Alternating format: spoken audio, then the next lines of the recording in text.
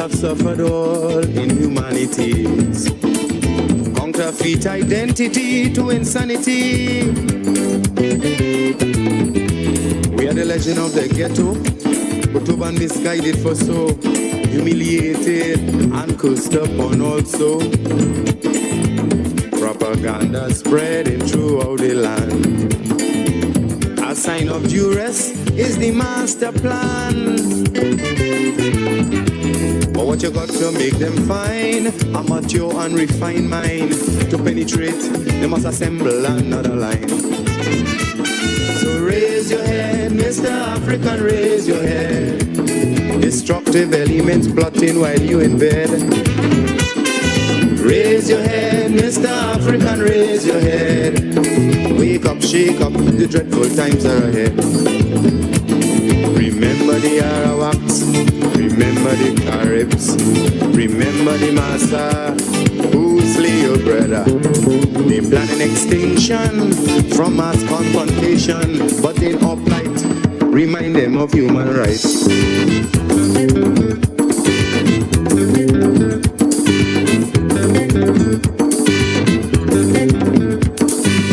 They made me afraid of my motherland. To support her here, they say in subversion. But East Indians supported India in Gandhi's struggle for independence. And every Indian in this land take up his stance.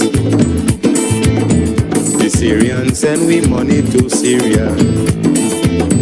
The Chinese did the same thing to China. And not even solidarity, black people will pledge for South Africa. Brutality meted out in the home of your ancestor. So raise your head, Mr. African, raise your head. Corrupted elements plotting while you in bed. Raise your head, Mr. African, raise your head. Wake up, shake up, the dreadful times are ahead. Remember Steve Biko, he died in jail, you know. He fought them oppressors, fakes and brutal murderers. Now they're raising sanctions. Alright, so for those of you who are coming on live, I'm just letting you know that I'm getting ready to go to a live press conference that Dr. Rowley is hosting. Dr. Rowley, former Prime Minister Dr. Keith Christopher Rowley, is hosting a press conference in a short while. So as soon as that starts, we go to the press conference with Dr. Rowley. So why so complacent, my people? Me and you suffer disunity, while other races ripping up you and me. Time to stamp out this evil trend. If not for yourself, but for your children. 500 years we in slavery, you fear to recognize your ancestry. Without Africa, black man, you don't have no country. So raise your head, Mr. African, raise your head. Self-contempt is what you are being fed. Raise your head, Mr. African, raise your head. Wake up, shake up, the dreadful times are ahead. You recognize Columbus, black people was there first. Francis Drake and Raleigh come to exploit this colony.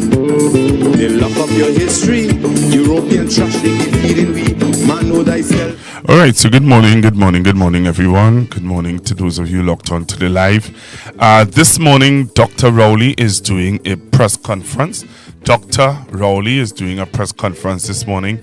So we're just waiting on the press conference to start so that we can go live to his press conference. I don't know what the press conference is about, but really waiting to see. As soon as it starts, we are going live on Constructive Talk. Raise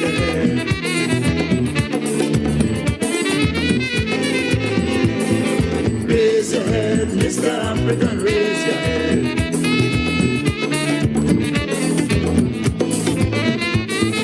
Raise your head, Mr. African, raise your head.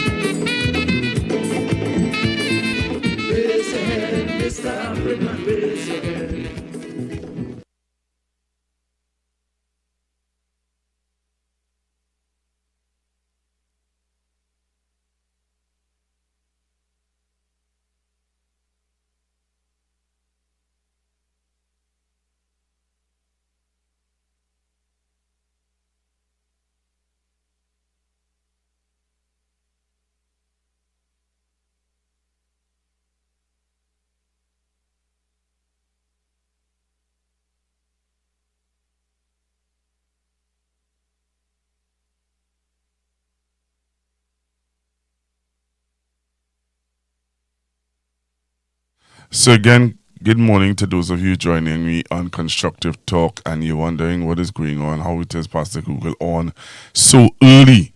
I'm on this early because Dr.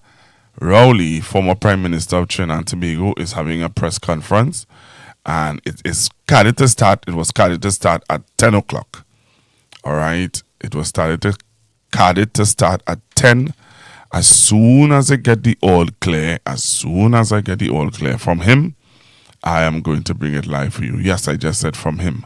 So as soon as I get the all clear from him, I'm going to bring it live and alive for you on Constructive Talk.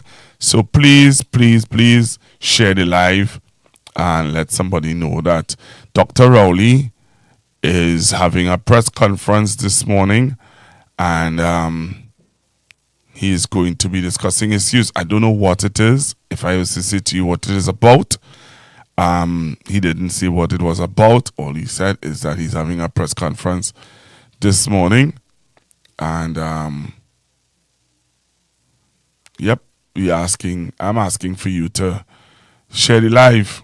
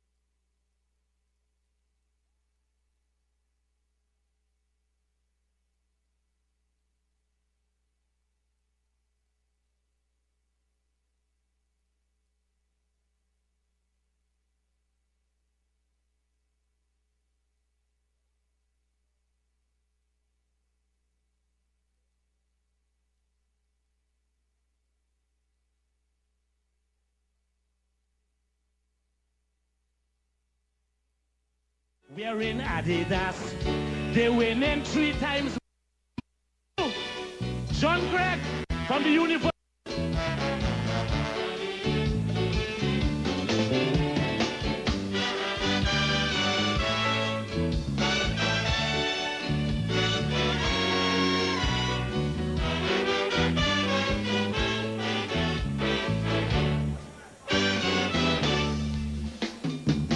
This is a wake-up call for my people. Since 1962, John Craig from the University of Woodford Square have been warning us. Nobody didn't listen. Bala ba le le lo, la la le lo lo lo lo, bo bo lo bo da la.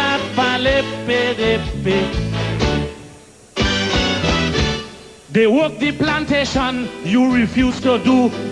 So you saw them as being inferior to you. Although the task was just as bad as slavery, they work hard and build the economy. Conditions under which they toil was really rough, but they endured and showed that they're real tough. So anything that they have, look, they duly earn. They put their hands in the fire till it get burned. When we were in charge, we hardly hear about rest. Only when sat open me mouth and give we a taste. All the jobs in the service was we very own. NP, water, tea and tech and telephone. To see one of them on the post was real horrors. You probably had to use about 3 binoculars.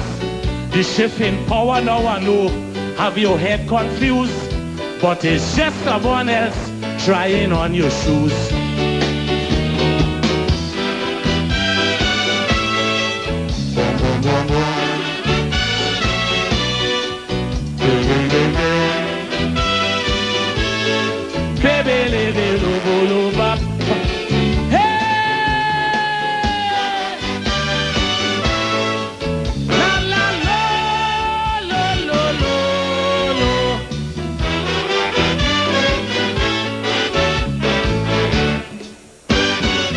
They often seem so in charge of their destiny.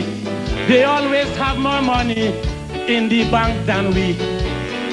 The child must come first in test, not last. We child digging dub, wearing Adidas. They winning 3 times more islands called than we. Make sure they send their child university. And all at this time we play in the ras. We can't miss crop over and Vinci Mass. They eat roti bake, making sacrifice. Only once a week they put a little meat in rice. Then they put up a big building right next to yours. In a few years they own about 3 hardware stores. Yes, they really know how to bandage jaw. You see most of them who rich started off real poor. So wake up my people, otherwise you lose. I feel them people mightn't give you back your shoes.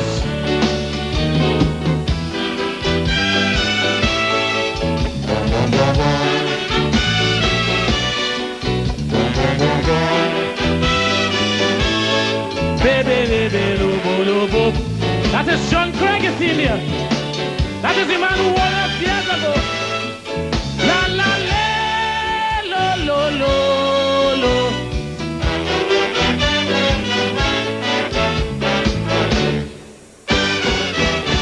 It's real funny now how we whole world change. Things upside down and looking real strange. Long time sada roti considered poo. Today is health food with low cholesterol too. Clothes with plenty different colors that belong to them. Today we find it so artistic. Look how they blend. Everything in their favor going as it should. Soon we go hear Grandma's own really drink it good. We used to buy float and Accra for Miss Ruby. Now it's Kanai roti and doubles from Ali. We support these people just like if we blind. Eating out of their hands now for quite some time. They aspired for economic power. We control socially and up in the Twin Tower. Now that the status quo change, you feel abused, but you could end up wearing sapat instead of shoes.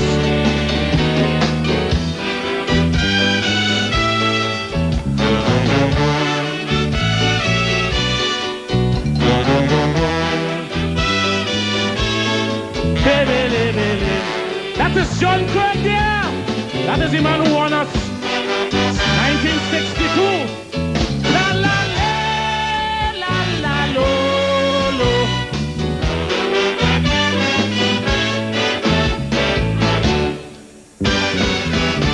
My people, let us stop this continuous bet.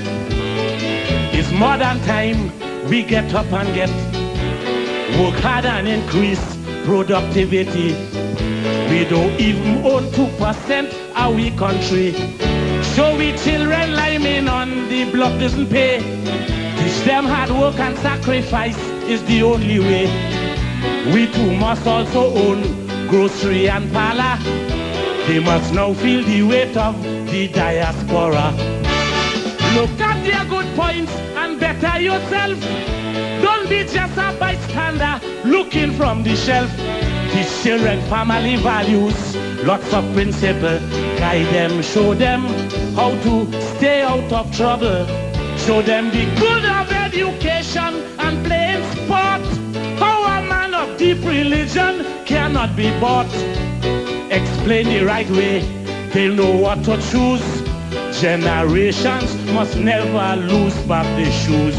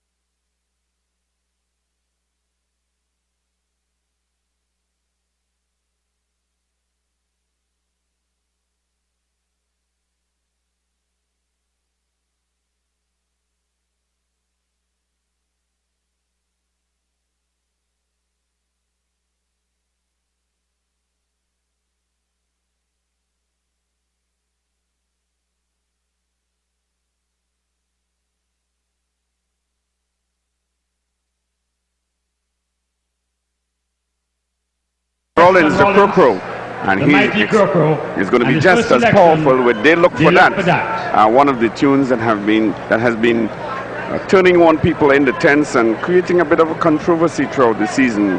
Western Rollins not afraid to sing these type of topics and really turn people on or off, as the case may be, depending on which side of the fence you're on. Crocro, Western Rollins singing in position number 11. They Look For That.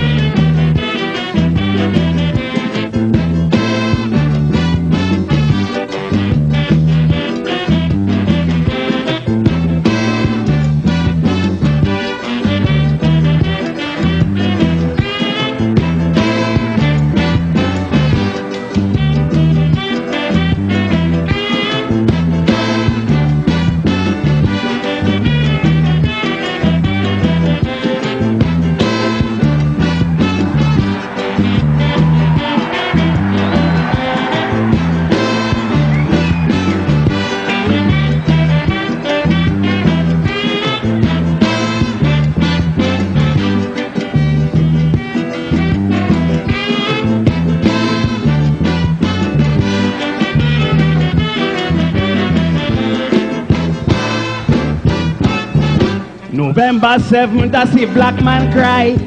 No blood still running from black people's eye. But I remember when a sun rise, Africa can rise.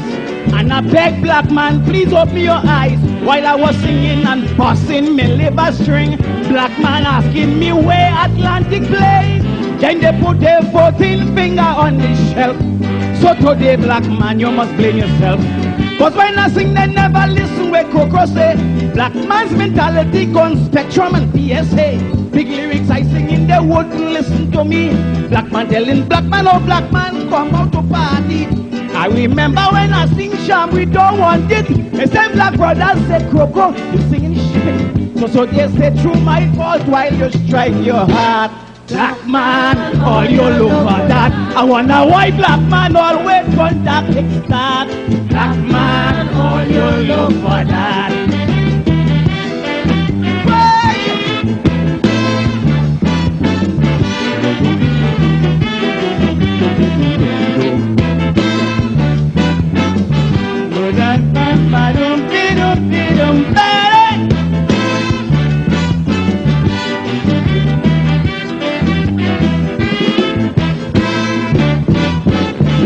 A man on a charge for interfering.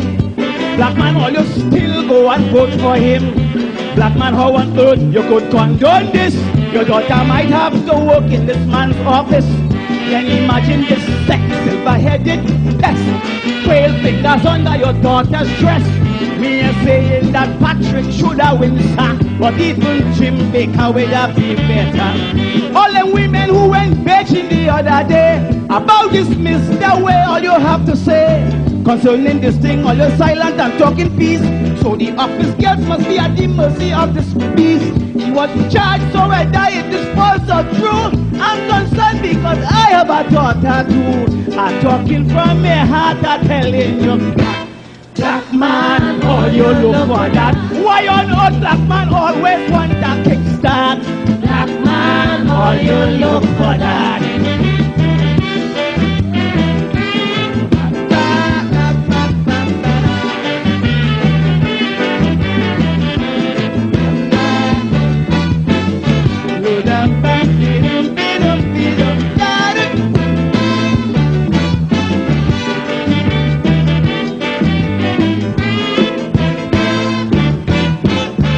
Tobago, I was really annoyed with you, but I realized all you get too. Who would have believed both of them with that side with Panday and give away Tobago's best holiday? Them two go and sit down on the wrong table and then look for the best for their own Tobago people. But all you cannot quarrel, all you cannot fret. That's what you ask for, that's the way you get. We still love Nelson and Calypso Rose. The world know we honestly recognize those. Dwight Young, a great footballer with Aston Villa. We always show love and respect to that fella. But all you smile when Robbie married to Pandey. I hope all you understand where Satmarad say. If he thought I marry a black man, he drop ship black. Tobago, all you look for that. Mighty Masquerade done and Ricky Jai start. Tobago, all you look for that.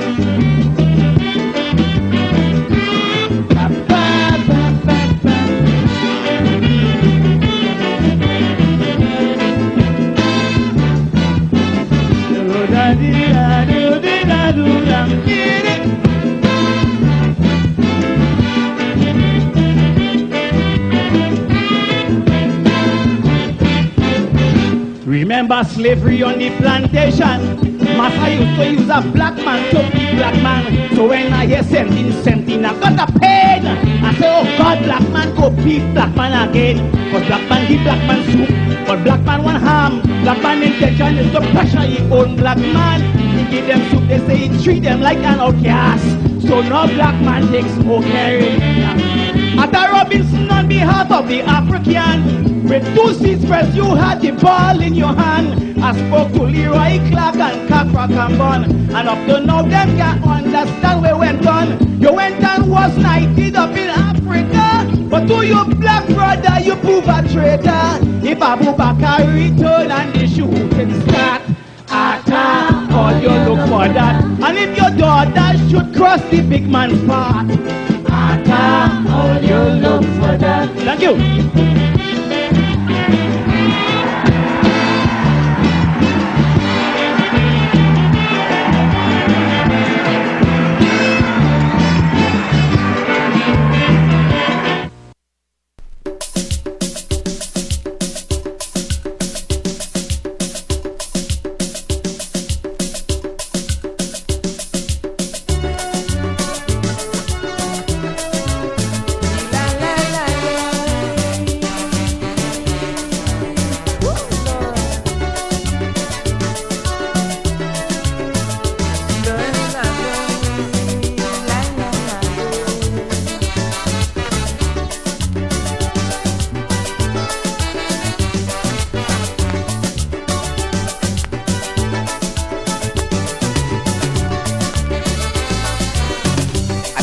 study the whole universe. How come this world gets so corrupt and cursed? Things have changed, cause it's not like before. Man's life in turmoil, with disaster and war, for sure. With the nuclear this and the nuclear that, they intend to smash down the world flat, flat. And they don't care about the master's plan, cause every day man seeking to destroy man. Put a hand, cause this was never meant to be. Man's supposed to dwell in harmony, but because of selfish ways, man create things to shorten his days. Cause in this comfort and strife, what a life, what a life. Cause in this comfort and strife, what a life. In these times, but these are the signs of the end of time. La la la la la. La la la la la.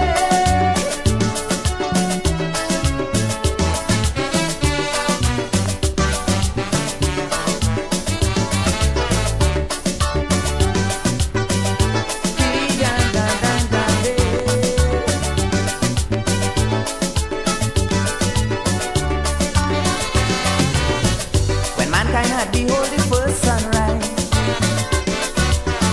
this world to him was like a paradise.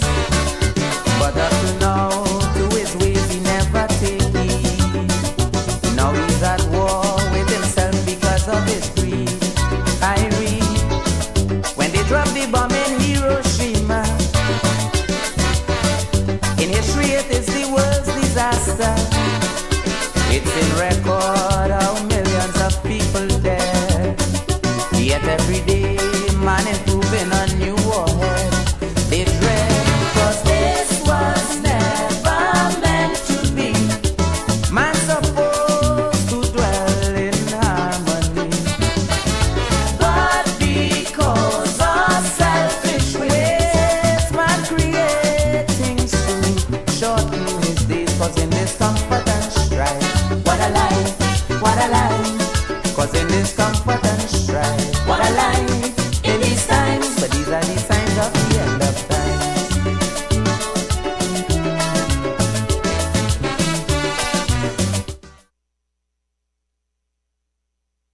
Of our requirements and our vulnerabilities, that is a statement which has far-reaching consequences for the people of Trinidad and Tobago.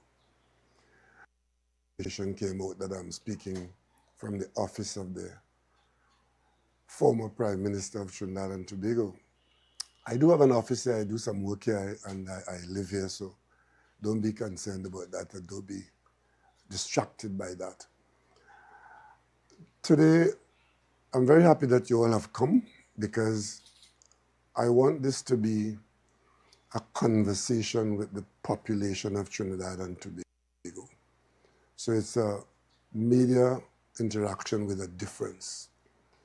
In recent weeks and months, particularly in recent weeks, I have been inundated by a number of requests for interviews and comments and so on. And I have refrained from getting involved in the day-to-day operations, but I have been observing, researching, noticing, and reflecting. So as the Prime Minister of Trinidad and Tobago of recent vintage, and a person with a unique perspective, I think I owe it to my fellow citizens to give my perspective on our current situation. There are three issues I want to touch on today. One in particular, because it is of such grave importance to the people of Trinidad and Tobago. I have heard it said on many occasions that we are so overly reliant on the energy sector that we seem to have failed as a nation to not have suitable alternatives for revenue generation in our country. But that's a conversation for a different day and for greater depth, reason, and analysis. What I am concerned about today is the position that Trinidad and Tobago is in, has found itself in, and is digging deeper into the perils that attend us. And I am of the view that very many citizens still do not understand the depth of our circumstances. As the Prime Minister of Trinidad and Tobago, who had to make the analysis in 2015 as to whither goes Trinidad and Tobago in the energy sector, and who spent the majority of his prioritization working on, with, and about our revenue stream from energy, I am alarmed at the position of Trinidad and Tobago today as expressed by, or not expressed at all, by the government of Trinidad and Tobago. Because one will have to come to the conclusion that the government is either ill-informed or the government is just reckless. For example, when the government of Trinidad and Tobago, through the Prime Minister, says, we don't need Venezuelan gas, as a throwaway comment to try to explain her approach to governance in the context of our requirements and our vulnerabilities, that is a statement which has far-reaching consequences for the people of Trinidad and Tobago. As I speak to you today, Trinidad and Tobago has proven reserves of gas in the order of about approximately 10 to 12 trillion cubic feet of gas. The people who invest in that business require, for new investment, gas for comfortably 20 or 25 years, because the nature of the outlay of the investment is so large that if you don't have that amount of years of gas, it doesn't make sense to start a business that requires the kinds of volumes of gas that the Point Lisas type industries are. And add to that Atlantic LNG, which is just a processing of the gas from one form to another for transport. And thirdly, I want this country to know and to remember, as we boast, we are one of the few countries in the world where all our energy comes to us from natural gas. The electricity that we use, from this bulb above your head, to the street lights, to the manufacturing floor, to the big industries in the industrial estate, we are all using electricity from gas. So bear that in mind. So unless we find significant gas reserves in the coming years, bring them up to add to the proven gas reserves, we will be struggling to maintain even our current reduced levels of production and consequently revenues that go with it. So therefore, how did the government of Trinidad and Tobago, of the PNM, address this situation? One, we said we wanted to remain in the business of hydrocarbons. Oil, as it's being reduced, we're still in it. Gas, as is now our main supplier of revenue, but we are cognizant of the fact that we do not have a huge gas reserve anymore. We have moved down our daily consumption from 4.3 billion cubic feet per day to now we are down at 2.6 and possibly could be falling. The trend is downwards. And of course, most importantly, we can't look at the reserves and say that we have 10 trillion cubic feet so we can keep processing and manufacturing and selling LNG because we have 10 trillion cubic feet.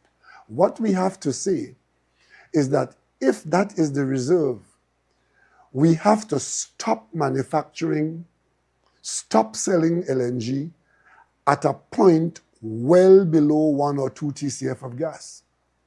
Because if we use up most of this gas or all of it in the manufacturing petrochemical sector and the LNG sector or both, and then we have to stop because we don't have enough.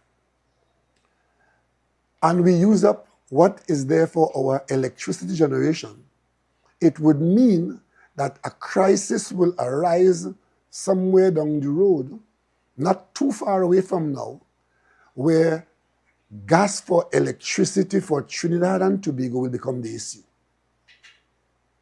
Not gas for LNG or gas for petrochemicals.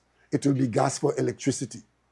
And to ensure that we do not get to that situation, we have to make sure that we leave enough reserves in our formations to keep supplying electricity, because electricity is our #1 priority at this time and in the future. Even as we say that we want to sell more as petrochemicals or we want to sell more as LNG. But if the circumstances turn out that we are not finding more gas to add to the reserves, to turn around our consumption, or even to maintain the low consumption or the lowered consumption, we always would want to know that we have gas for electricity. So don't believe that we can run down the reserves from 10 TCF to 8 to 7 to 6 to 2 and still have Point Lisas operating and still have Atlantic LNG operating. And that is why the PNM government, looking ahead for the future, medium to long term, saw that we had to look where gas is, not where gas might be only, as we are doing within our border, but where proven reserves exist. And that is what drew your government under the PNM to focus on 2 areas of gas that was available as proven reserves. 1, the Loran Manatee field, and 2, the Venezuelan-owned Dragon field. So those 2 things, whatever we did there, however we manage our affairs, getting gas from those 2 proven sources in the context of remaining in the business was the #1 priority of the government for this country's economic well-being.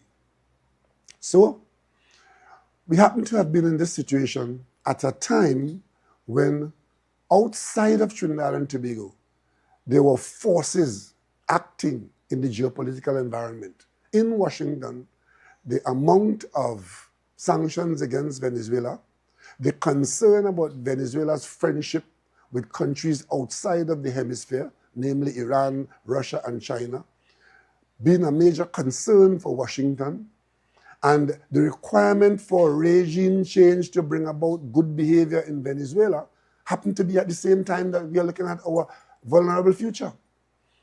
I was the Prime Minister of Trinidad and Tobago in 2015 when this confluence came together.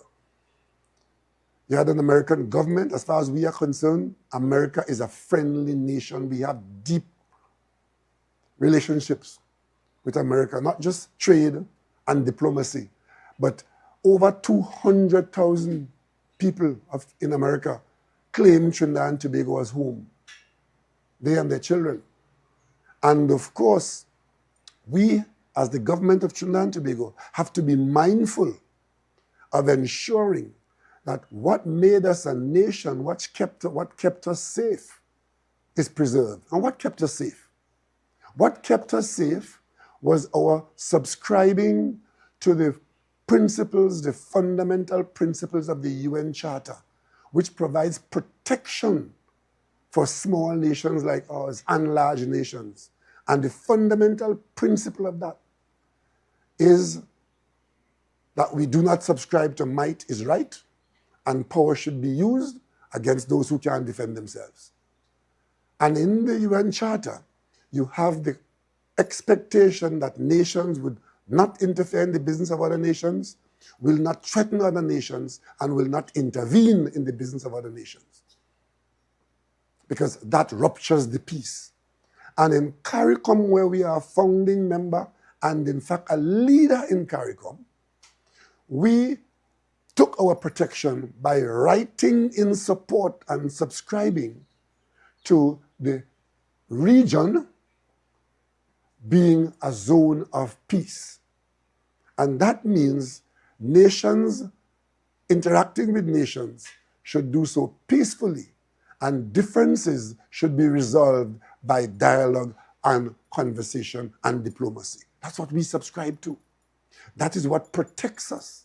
That is why when the United States mobilized Canada, surprisingly, and the European Union, and declared that they were unhappy with the government of Venezuela, and they determined that there should be regime change in Venezuela, the PNM government at the time saw a great potential calamity for the people of Trinidad and Tobago. CARICOM saw that.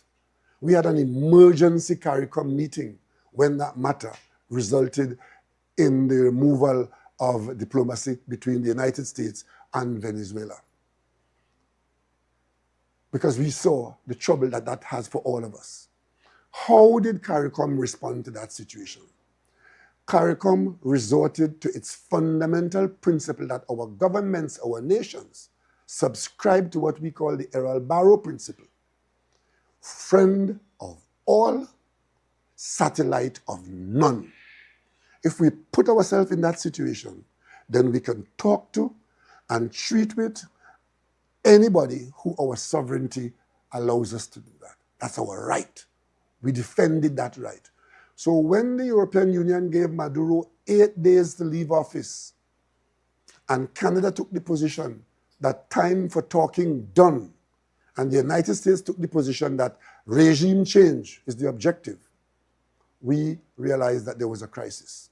Trinidad and Tobago led in CARICOM on this issue. At the emergency meeting of CARICOM, where we spoke to Washington, we spoke to Caracas, we gave our advice to Caracas, we gave our advice to the United States. They knew where we stood, but CARICOM sent a delegation to New York to meet the Secretary General of the United Nations on this issue. That delegation comprised the Prime Minister of Trinidad and Tobago, the Prime Minister of Barbados, and the Prime Minister of St. Kitts Nevis. The three of us traveled to the office of the Secretary General. And it was to make one point. We want, in this dire situation, that the principles of the UN Charter apply to all of us. That's our protection, because we cannot defend ourselves, our population, our economies in a situation if the United States and Europe and others, who might they be, decide to create in our neighborhood, in our region, armed conflict. Because what we saw was a Venezuelan nation that was prepared to defend its sovereignty from outsiders who were dictating to Venezuela who should be their government, who should manage their resources, and how it should proceed. As we did that, the Secretary General Gutierrez, spoke publicly to the world that the government of Venezuela is the Maduro government. Norway, South Africa, Mexico, and Uruguay joined the CARICOM in this requirement for protection and defense of the zone of peace. Uruguay organized a meeting in Montevideo. We all traveled to Montevideo, and we had serious confrontation with Europe as to what do you expect with any attempt at regime change in Venezuela. Why aren't you concerned about our interests in this matter? Europe backed away and backed down on their position. Canada backed away from time for talk done. Norway took the initiative to generate the conversation and the dialogue and the diplomacy. And they met in Barbados, where Venezuela came to the meeting, the CARICOM came to the meeting, and we had that. And that matter boiled down. Venezuela was still having some issues. CARICOM took the leadership then, and Prime Minister Ralph Gonsalves brought Guyana and Venezuela to St. Vincent. And we all got there, giving dialogue and giving peace a chance. That's how it was. In comes the government of Trinidad and Tobago at a later date, when Washington has a more aggressive posture to Venezuela. And rather than be more careful, be cognizant of how we manage ourselves before, look at our vulnerabilities. We have a Bajan prime minister who doesn't go to work, doesn't talk to the media, don't care who she fire, don't care who gets a job, but she bad. And America is going to break international law according to American analysis from American parliamentarians, senators, and congressmen. They are the ones arguing now about whether their country is following international law. We're listening to them. It's now 6 weeks that we have been in this situation where the United States representatives are making statements about what their government is doing because it does not make sense to them, and their determination is that these actions are illegal. But strangely enough, European countries are in fact taking the same position on the legality of what's happening in the Caribbean right now. And of course, you have a number of persons in the know taking that position. But of course, the Americans have made it quite clear. They are our friend, now we know that. They are our major trading partner. We have no issue with the United States as a nation. We want to preserve our relationship with the United States. But we don't have to accept every policy that the United States execute, especially in international geopolitics. And we have to put our interests first. So how did we do that? A government that comes out and says, borrowing a statement from abroad, we are putting Trinidad and Tobago first. And how did the government do that? By publicly announcing, not that the Americans asked for help, but we volunteered help to the United States military effort in the event that the United States military is engaged with Venezuela. Doesn't matter what for. It was cloaked in some comment about Guyana, but there was never any issue of Venezuela invading Guyana. That was a throwaway statement. But the gist of the statement was, in the event that the United States is military engaged with Venezuela, the Trinidad and Tobago stand with the United States. What that did, what that statement did, it dumped all the protection that we had of a nation aiming to be neutral, where there's confrontation on the horizon, and taking a position with one of the potential combatants. From where I sit, from where I came, I could not believe that Trinidad and Tobago, after decades of advocating, supporting, and receiving the benefit of friends of all, satellite of none, and wanting the Charter of the United Nations to prevail in all circumstances to protect us, we decided that somehow we better off and have benefits to be had by taking a side.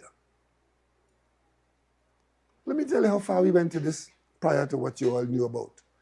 On the night when the news was that the United States has expelled the Venezuelan diplomats from the United States, we had a CARICOM meeting going on. It was virtual. I was at the tower, at the Twin Towers in Portsmouth. CARICOM took a decision in that discussion to put a CARICOM prime minister on the phone to talk directly to President Maduro and to tell him, it matters not what the Americans have done with respect to your diplomats. Venezuela is not to expel American diplomats because you are only worsening the situation. If the Americans want to leave, let them leave on their own, but it must not be an expulsion by the government of Venezuela. That was CARICOM. And of course, we decided that we're taking sides. All the information coming to us at this point today, we started out saying that the fight was the most powerful military in the world, deployed to fight drug dealers. Two gangs were named, none of which are listed by the UN as being described by those who identify them as the source of our troubles. But of course, the gangs are named and people are killed on suspicion. Trinidad and Tobago comes out and says, we support that policy. We will add to that policy. We will defend that policy. Everybody else around the world who believe in the rule of law, saying that is not the policy that any democratic country should entail. And I will tell you something else too. That policy comes from the United States. As Prime Minister of Trinidad and Tobago, I can tell the country today that I am satisfied that our police service in Trinidad and Tobago and persons with access to the police service in Trinidad and Tobago were in fact conducting extrajudicial killings in Trinidad and Tobago. I happen to be satisfied that that was true. As Prime Minister, I was approached by the United States government, threatened with the implementation of the Lay Act against Trinidad and Tobago for the behavior of police officers in Trinidad and Tobago who had been seen to have killed people under dubious circumstances. So here it is. The United States is prepared to confront Trinidad and Tobago about police killings in Trinidad and Tobago, extrajudicial killings, and to threaten to cut off from us association of our agencies, sharing information, and receiving any American help in the fight against crime. That's what I had to deal with. Those matters are still alive in the domains of Trinidad and Tobago. But how could you be interested in it in that way? But today, the very said act is multiplied tenfold. And my country is out there saying, go full speed ahead. Trinidad and Tobago is behind you. And of course, after a few days, a few weeks, we are now able to say that having killed almost 100 people, only one name has surfaced so far as to the persons who have been involved in this so-called drug trafficking, and they were killed for that suspicion. And the one name came into the public domain, not from those who are killing the suspects, but from the president of Colombia, who has identified a fisherman from Colombia, whose family identified a person who was killed and is today taking legal action against those who've killed him. That's the only name that's surfacing now. But more interestingly, while the Chief Secretary in Tobago is telling our fishermen, don't go further than 2 miles out in the ocean because something's happening out there that's dangerous to you, while here in Trinidad, our fishermen in the South Coast are free to go into the water, while anybody in the Caribbean in a pleasure craft is a target, possible target that could be wiped out, a minister of government in Trinidad and Tobago is able to say to the media that no citizen of Trinidad and Tobago has been involved in any of this matter. No fisherman of Trinidad and Tobago. How does he know that? How does this minister know that? We have got no names of anybody who've been killed out there by those who have killed them or by those who have provided the marsh to our government. Because I could tell you something. The government of Trinidad and Tobago needs to answer, the Prime Minister of Trinidad and Tobago needs to answer to the people of Trinidad and Tobago. And the question is this: what did you agree to do with the Americans with respect to this matter of regime change in Venezuela. Are you or were you aware that it is the Americans' intention to attack Venezuela, to conduct military action in Venezuela? Because I've heard the president saying that he has cleared the CIA to act inside of Venezuela. Those of us who grew up in the 60s and the 70s and the 80s, we know what that means. Here in the Caribbean, we know the attempts by the CIA to do certain things in the Caribbean. We know it's all our history. But when the president says that, I want to ask the Prime Minister of Trinidad and Tobago, in the discussions that you've had with the American agencies, are you aware of what their intention is? And if you are you prepared to share that with the people of Trinidad and Tobago? Because 2 Fridays ago, something was happening that threw this country into turmoil. Absolute panic in Trinidad and Tobago, because it was led to believe that an attack on Venezuela was imminent. The Prime Minister has nothing to say. She's in hiding under some rock somewhere or in a palace somewhere. But here it is. We are in turmoil over a potential military action, and the Prime Minister has nothing to say. The ministers, the less said, the better. And of course, every time we get something from the government is a doubling down on this situation, cloaked in what the Americans say it's cloaked in. Initially, it was cloaked in fighting drug dealers. But it is interesting.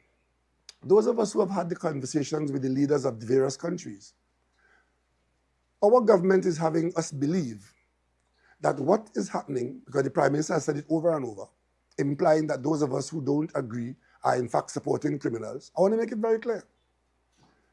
We have absolutely no sympathy for anybody who chooses a life in the drug trade. None. But we also maintain that in treating with them, it must be done within the confines of the rule of law. That's our position. And that is not a corollary of we supporting drug trade and drug dealers. Right? And of course, we now see a situation where all the information available to the world, to us as members of the United Nations, on the drug trade, does not tell us that Venezuela is a major source of cocaine or a major transshipment point. And they've told us where those sources are and where the major transshipment is. And we do know for a fact that we do have effects in Trinidad and Tobago from the drug trade. Nobody's saying no. But that does not permit us to jettison the rule of law, nor encourage any other country so to do. If you follow the news coming out from the international circles, you will find that it is now quite clear, especially when the United States Secretary of Defense identify an operation which involves the most powerful arms and ammunition and maybe the best trained military in the world in our backyard. What is it called? It's called Southern Spare, something like that. And that operation is underway. I want to ask the government of Trinidad and Tobago, that is the backup to this. Did you know that this was to be the outcome of the decisions that you made with the United States? Did you make any decision with them?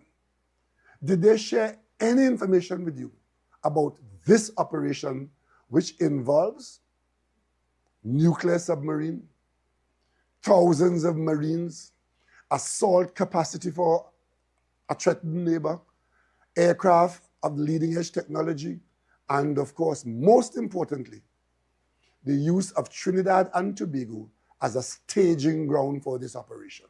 Did you know that? Did you agree to that? Or is it just happening and unfolding that today the Venezuelans could be saying that we are using our country to facilitate an attack on Venezuela? How come Venezuela was never able to say that when they openly called for regime change and gave Maduro 8 days to leave office? How come they weren't able to say that? How come we were still able to go to Caracas and negotiate far-reaching agreements for our future, and to go to Washington and meet the people in Washington who were decision makers? How come? Is it that it just so happens that in the face of the American policy of attacking Venezuela, they just happen to have been on their way to Trinidad anyway? And what is worse, now that we are in this situation where military confrontation is a distinct possibility, the government spokesperson in Trinidad and Tobago was saying that, well, the government had no choice because all of this U.S. presence and activity in Trinidad and Tobago and showing off their hardware in Trinidad and Tobago is something that Rowley signed under the Status of Forces Agreement. I want here this morning, for the benefit of every citizen of Trinidad and Tobago, as the former Prime Minister of Trinidad and Tobago and Chairman of the National Security Council, and the person who sat and spoke with Americans throughout my term, that there's absolutely nothing in the Status of Forces Agreement to permit any commitment from Trinidad and Tobago to breach the UN Charter to intervene military in any of our neighbors or anywhere in the world. Absolutely not so at all. Anybody from the government saying that, it is a lie. There's nothing in any document that I'm aware of which prevents the sovereign government of Trinidad and Tobago from saying yes or no to any request coming from any country if we believe that it jeopardizes our sovereignty or puts our vulnerability to the test. So let's get that very clear. If tomorrow there is a confrontation between Venezuela and the United States, and Trinidad and Tobago is seen to be a participant, big or small, it is entirely as a result of decisions taken and actions taken by the government of Trinidad and Tobago under the UNC, under the leadership of Kamala Persad-Bissessar. And I want to make that abundantly clear. Now let me take this population to our vulnerabilities. So we bad. We're going to war. We want to change the government in Venezuela. You're asking the Prime Minister of Trinidad and Tobago, is Maduro the president of Venezuela? She wouldn't answer. That means she has another president. But that shouldn't surprise you, because at an earlier time when this thing started, the UNC was out front supporting President Guaido and calling for sanctions against the country's prime minister and the country's minister of national security and the country's minister of energy. The UNC was out front, lying on a state company, Paria, telling the Americans that Paria was providing fuel to Venezuela on the sly. The UNC was out there asking them to cancel the visas of government ministers of Trinidad and Tobago who were talking to Venezuela. So to not acknowledge the Venezuelan government, that is a fact as put there by the UNC in and out of government. But where does that put the people of Trinidad and Tobago? I told you a while ago that we are entirely dependent on gas for electricity. Well, let me go one step further. That gas that we are entirely dependent on, most of it comes from platforms offshore, just north of Venezuela, 60 miles out. That's where our platforms are. I am hoping that it does not come to this.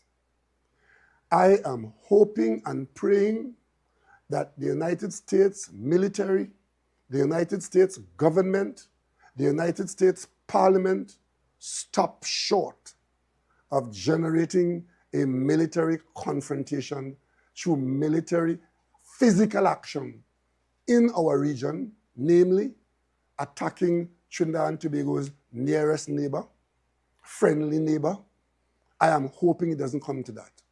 But if it does come to that, what does it mean for the people of Trinidad and Tobago? And the reason why I'm asking that question is because that is the question that should have been asked by the government in the first place. Before you decide to play Sancho Panza to Don Quixote, you have to figure out, where could that lead us? Well, some people believe that it leads us to get gas from Venezuela if there's a new government in Venezuela, and if that government is controlled by the Americans, we'll then get all our OFAC license and we'll get access to the gas field and so on and so on. That might be so.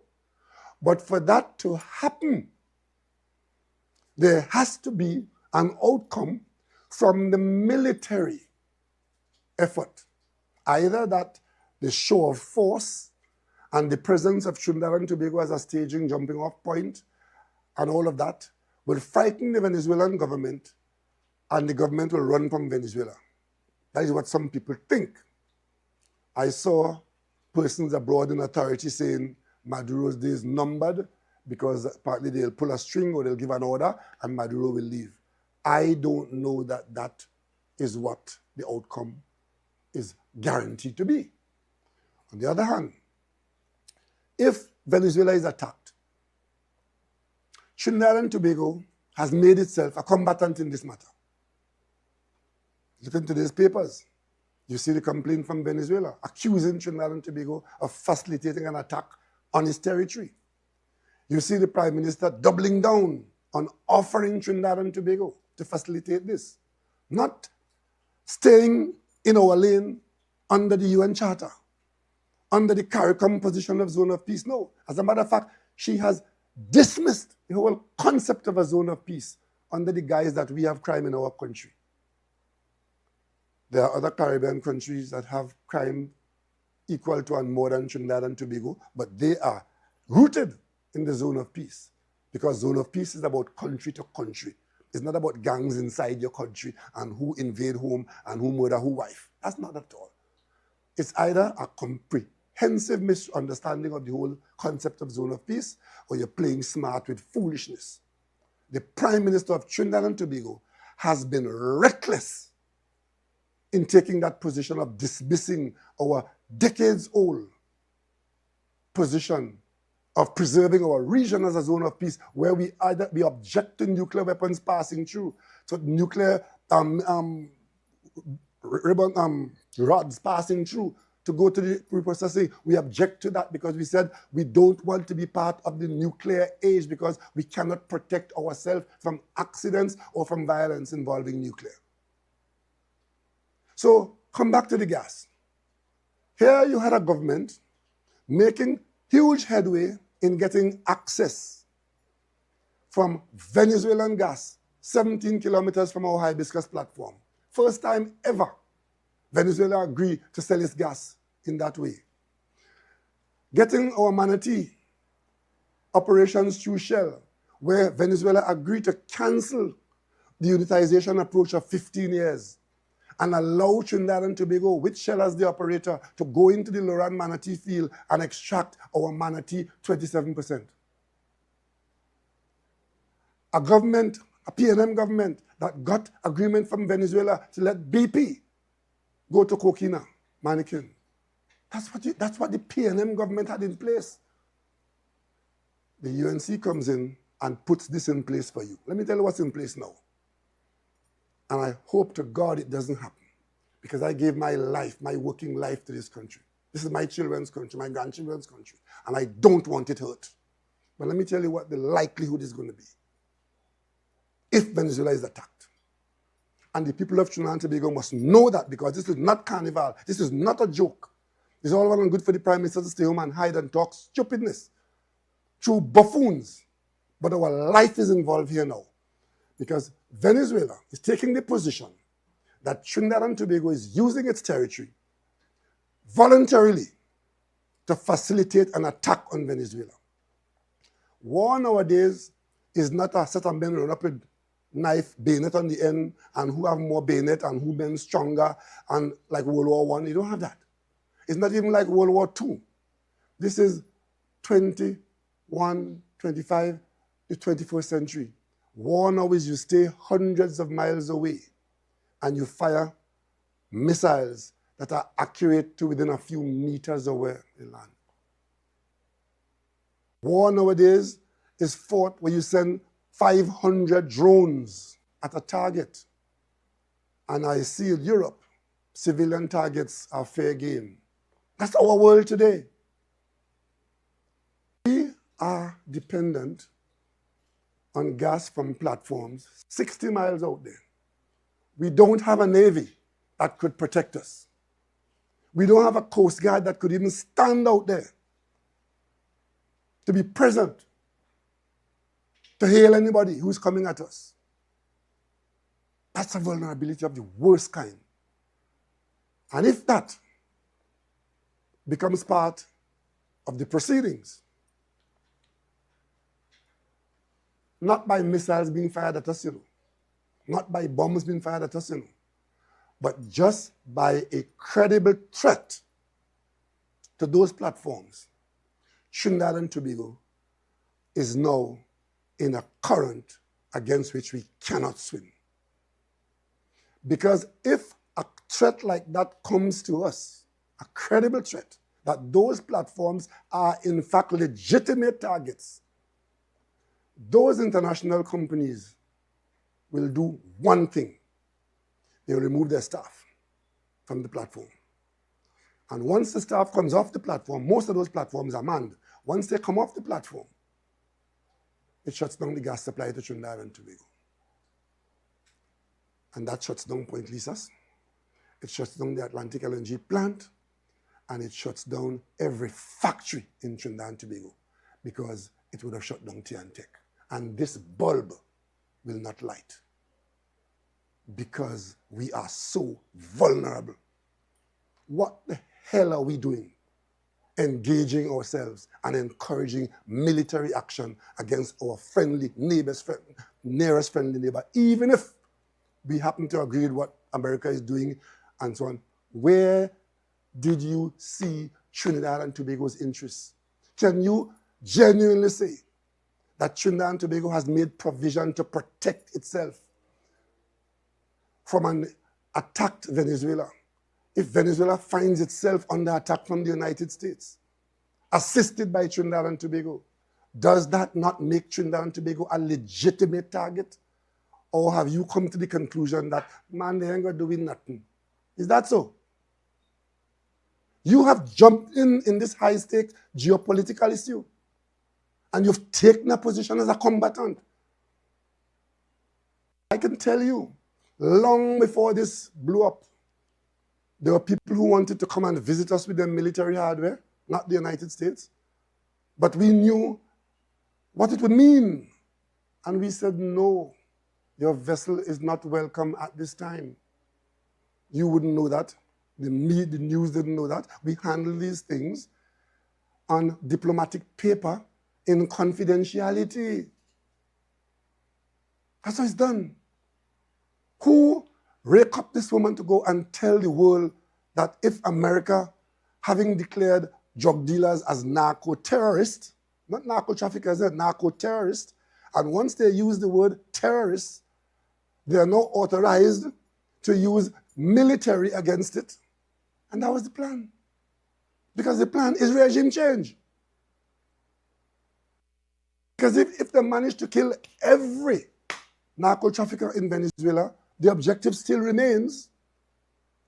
As a matter of fact, I was listening to the American president last night, yesterday evening, answering questions from the American media. And they raised this same issue about their military being out there on the verge of military action against Venezuela for narco trafficking. And they pointed out that, it may be that the hammer to kill the fly is not selling. The president said, it's not only that, it's also, we are down there also because Venezuela is a bad country. They opened their jails and their mental institutions and sent 25 million people, mad people and criminals, to America. And that is why the American military is here, to put an end to what Venezuela has done. And my Prime Minister is there saying on my behalf, go full speed ahead. I support your policy and you can count on us.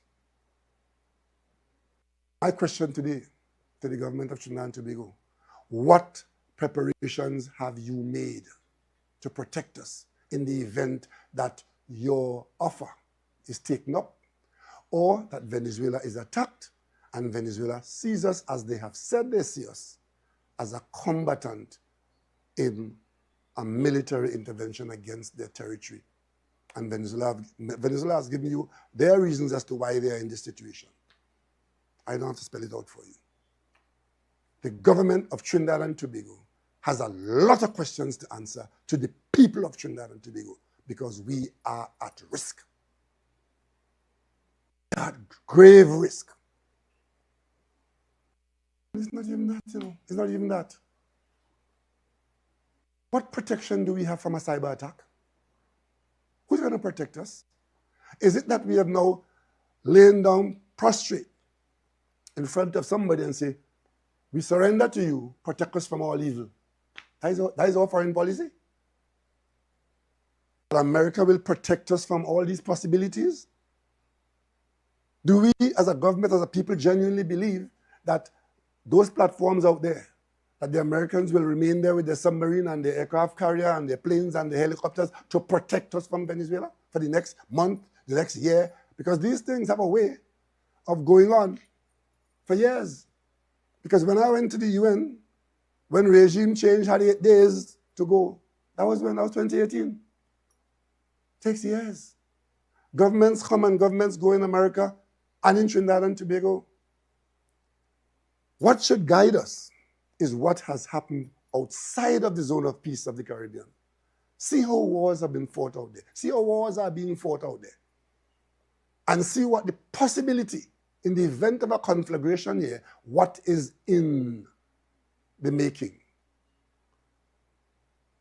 Our Prime Minister must be the only person in the world, led by her group, that the people elected, that I accept as the government of Trinidad and Tobago, who believe that all of this danger that we have been put in has something to do with fighting drugs, fighting drug dealers. Because if that is the case, an end might be in sight. An end is in sight. You think you bring the most powerful war machine ever in the history of mankind, the Gerald Ford. You think you bring that to a theater for show, or because somebody sell a cartoon of drugs and saying that, well, what we were doing has failed? It's the same thing saying we were following law and law has failed, so now we must use lawlessness. That's what they're saying. That's what our Prime Minister is saying. They have said that what we were doing before, you know, they're trying to give you the impression that it is something that they have done, that's something that's happening, where we have American servicemen in Trinidad and Tobago, you know, training with our. That has always been in place. Always been in place. As a matter of fact, Southcom, which is the United States headquarters for military action and activity in the Southern Hemisphere, is based in Miami. We have an officer stationed there.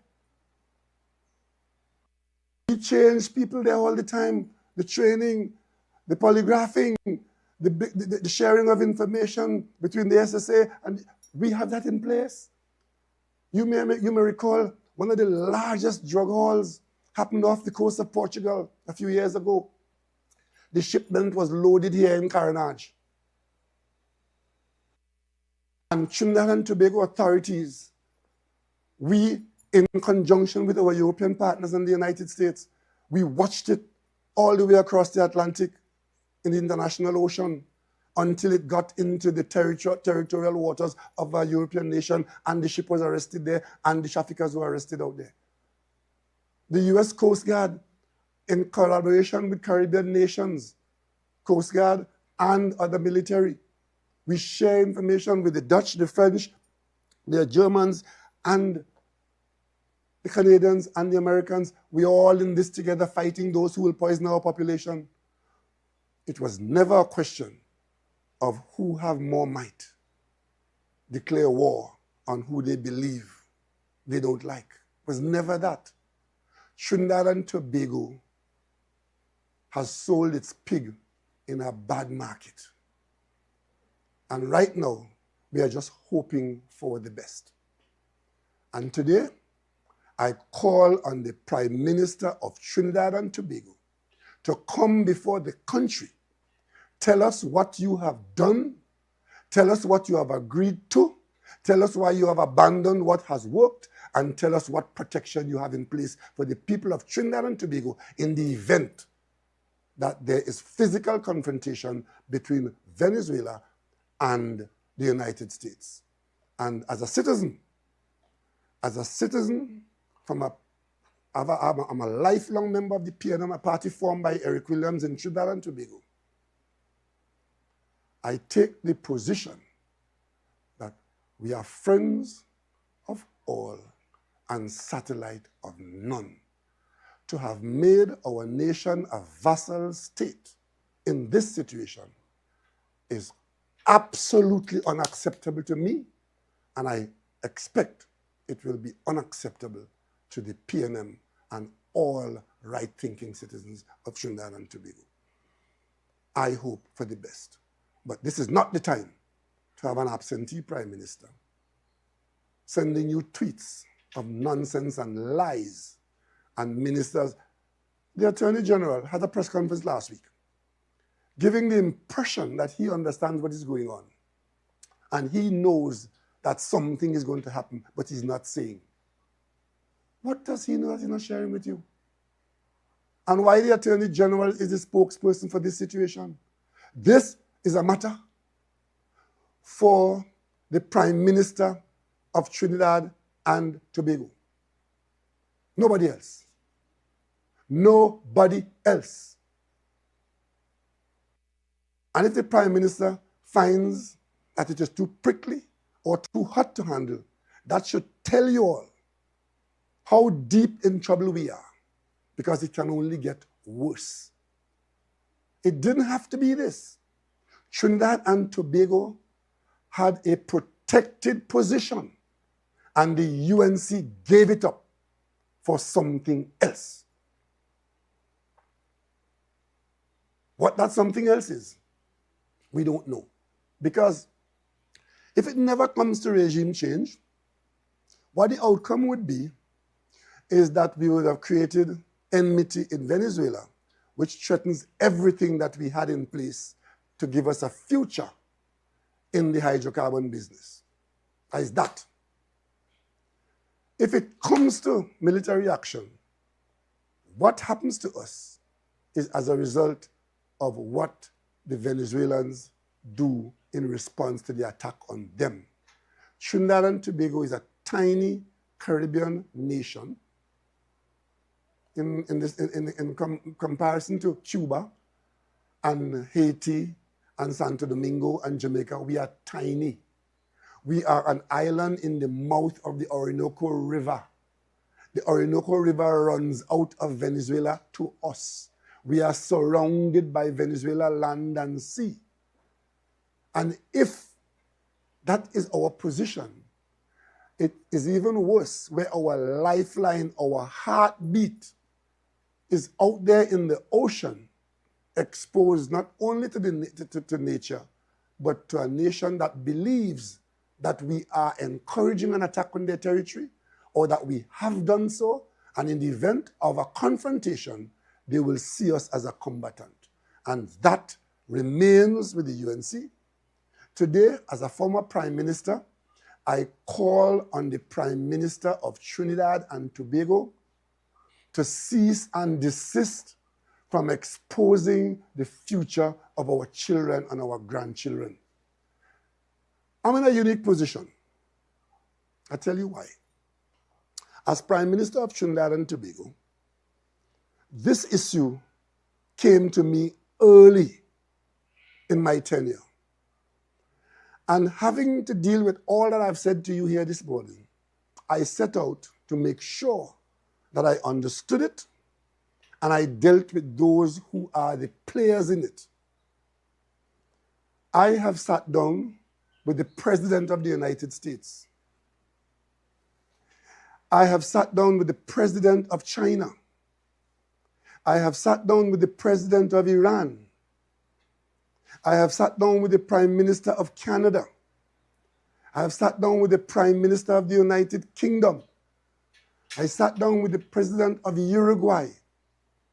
And I maintain a foreign policy where my Minister Brown and Minister Moses, have carried a lot of it. And we understand it. The PNM understands it. And that is why today, when I see neophytes playing Bajan and putting Trinidad and Tobago at risk, I ask myself, who have they interacted with? What have they read?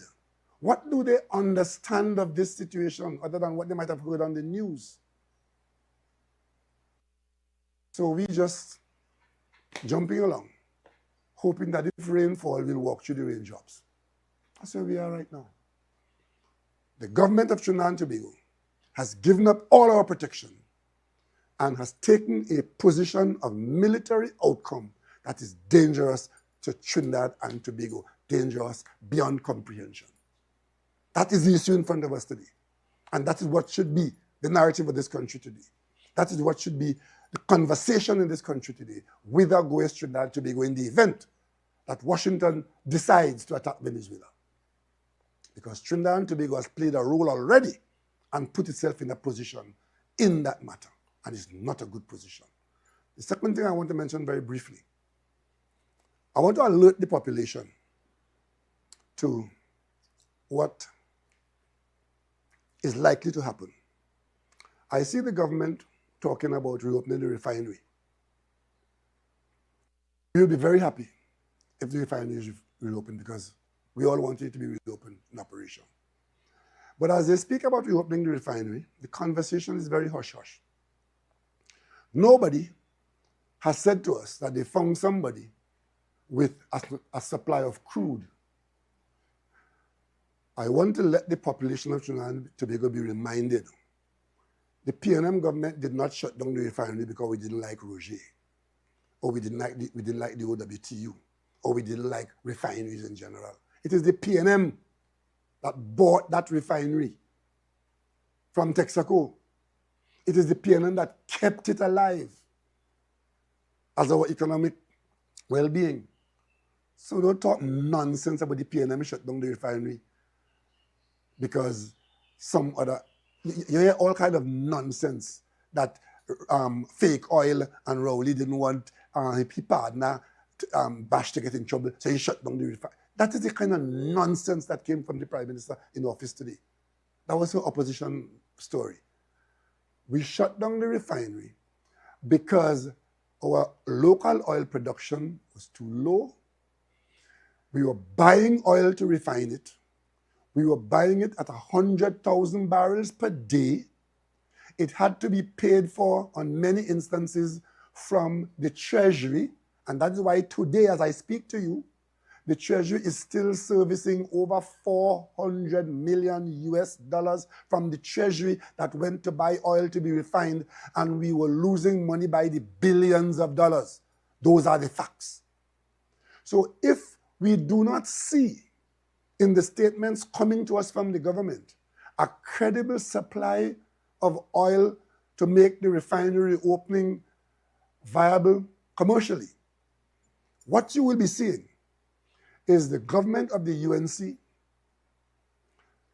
attempting to attach Paria to the refinery as a project for reopening, where whoever gets that refinery or that arrangement, they get Paria. When we restructured Petrotrin, we created Paria as a state company, standalone state company, that bought and sold refined fuel, and therefore we gave them the local market and the regional market. This is the same UNC that created Section 34. It's the same UNC that created SIS as the biggest company in Trinidad and Tobago in government contracts. Barrier attached to some intention to reopen the refinery is not sufficient for the people of Trinidad and Tobago. Because what they are planning to do is to attach barrier to Guaracaria, give you that package, and everybody will be happy and hail. Long time we should have do this. We want the refinery reopened. And then once they do that, whoever is the commercial financier of that will very soon, without a supply of oil, shut off interest in the refinery and ball it again, if it ever is open at all. And they then end up with Paria. And Paria is a business that makes over $100 or even $200 million profit for the state. So the state loses that. But whoever gets it, they get the business of the local market supplying NP, and they get the business of buying and selling to the Caribbean region, what Paria is doing now. Understand that I want the population to understand that. You have given these people the option to do that, and they are actively preparing to do it.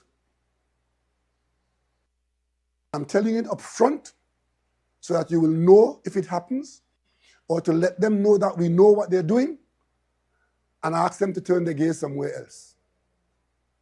Because when the fuel supply in this country falls into private hands, and the owners of the supply are the ones who will determine the price that you pay for fuel, then you will know where barley grew. $1 off is quite okay, takes the pressure off some people, but that was part of our policy to reduce the subsidies that was suffocating the country.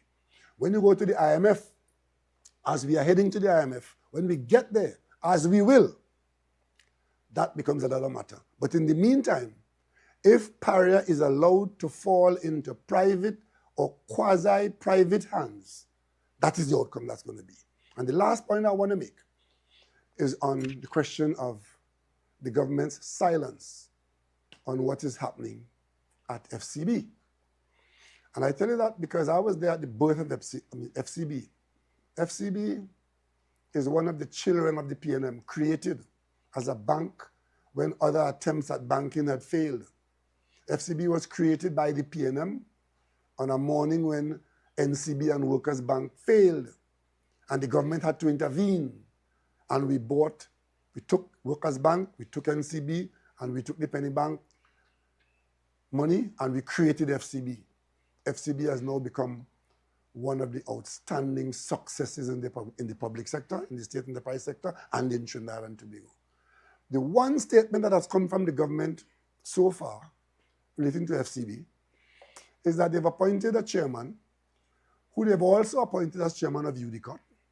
And he made a statement that in the face of some explosion in contracting that is to come, where we're going to build Dubai in Trinidad, that FCB and UDCOT will be the operating agencies and would fund this. I want to caution the country. I'm a geologist, if you will remember that, right?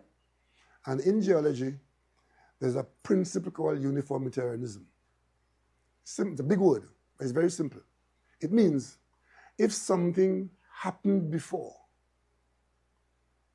it is likely to happen again. The UNC came into office and they sold the first set of shares at FCB, at IPO. Total scandal, total fiasco, resulting in a member of parliament having to resign from the parliament in the Senate. Shareholding that was blocked for the workers ended up in the pocket of one individual. And the chairman was forced out in a public meeting, AGM of FCB. That is the UNC's record on FCB. Today, you're hearing from the government that FCB is to be the funder of this fancy.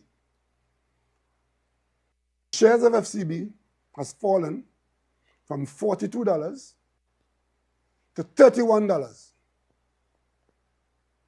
You would have seen Anthony Wilson had a very brilliant article the other day in The Guardian, I think it was, on this issue.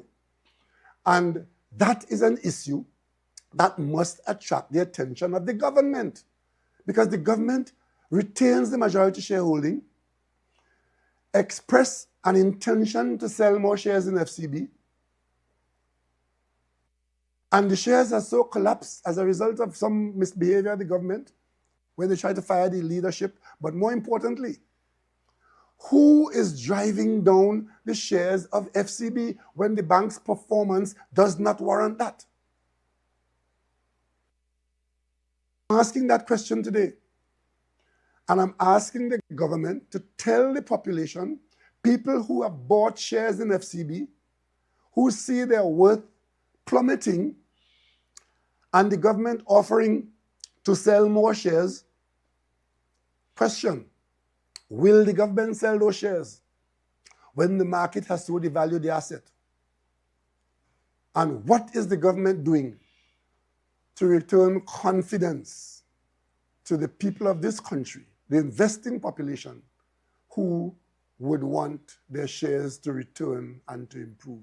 The investing population, who would know that if FCB and UDCOT is to play this conflicted role in that program that they put out the other day, that if you are a shareholder, you are concerned about the shares you bought in FCB. And finally, how does the government intend to manage that, where FCB, like other local banks, are already deeply engaged in financing government operations? These are the issues in Trinidad and Tobago that are not being dealt with. To the extent that anything is coming to us from the government, it is, hey diddle diddle, the cat and the fiddle, the cow jump over the moon. That's what we're getting from them. Right? But the serious stories, Prime Minister in hiding and nobody's answering, and the outcome could be quite disastrous for Trinidad and Tobago. Quite disastrous. Our two main banks, they were doing well until this government started to operate. Both banks are now under pressure, largely because of the government's behavior. I could speak like this because I came into office and I met a former NAR Attorney General as the chairman of FCB. And we reappointed him over and over, and he did yeoman service, and he kept that confidence in that bank, and the bank grew and grew and grew under his stewardship, because we were quite happy. If Anthony Smart was the best chairman for FCB, then he has the position.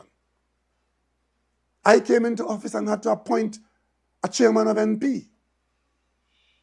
And I appointed a chairman who was a UNC member of parliament. And he served without fuss and without more, running MP until last election day, when every chairman was threatened, get out, get out, get out. And today, we have in government, clearly, people who are putting our well-being at risk. That's what it is. Last thing I want to say is this. I am a citizen of Trinidad and Tobago. I was Prime Minister of Trinidad and Tobago. I retired from the office and the post of Prime Minister. I have not retired from being a citizen of Trinidad and Tobago, and I have not retired from public discourse. I would love to have done so, but I have not done so. If you have a few questions, I'll take a few questions now. Dr. Rowley, just reading an article from Reuters, which is being carried in by other international media outlets. President Trump said on Sunday that the United States may open talks. The Venezuelan President Nicolas Maduro faces escalating pressure from Washington amid a massive U.S. military budget in the Caribbean. And there's a quote from President Trump. The quote is, we may be having some discussions with Maduro, and we'll see how that turns out. That is what President Trump, the quote is having said. And he says that they, I guess the Maduro regime or Maduro government, would like to talk. Any response? Well, if it turns out that the difficulties are settled by talks, I would be the happiest person, and it would be the best thing for Trinidad and Tobago. That is what the zone of peace says. That if there are difficulties of any kind, that you deal with it by dialogue. Okay? But I just want to tell you, the source that you're quoting there, the statement that you're quoting there,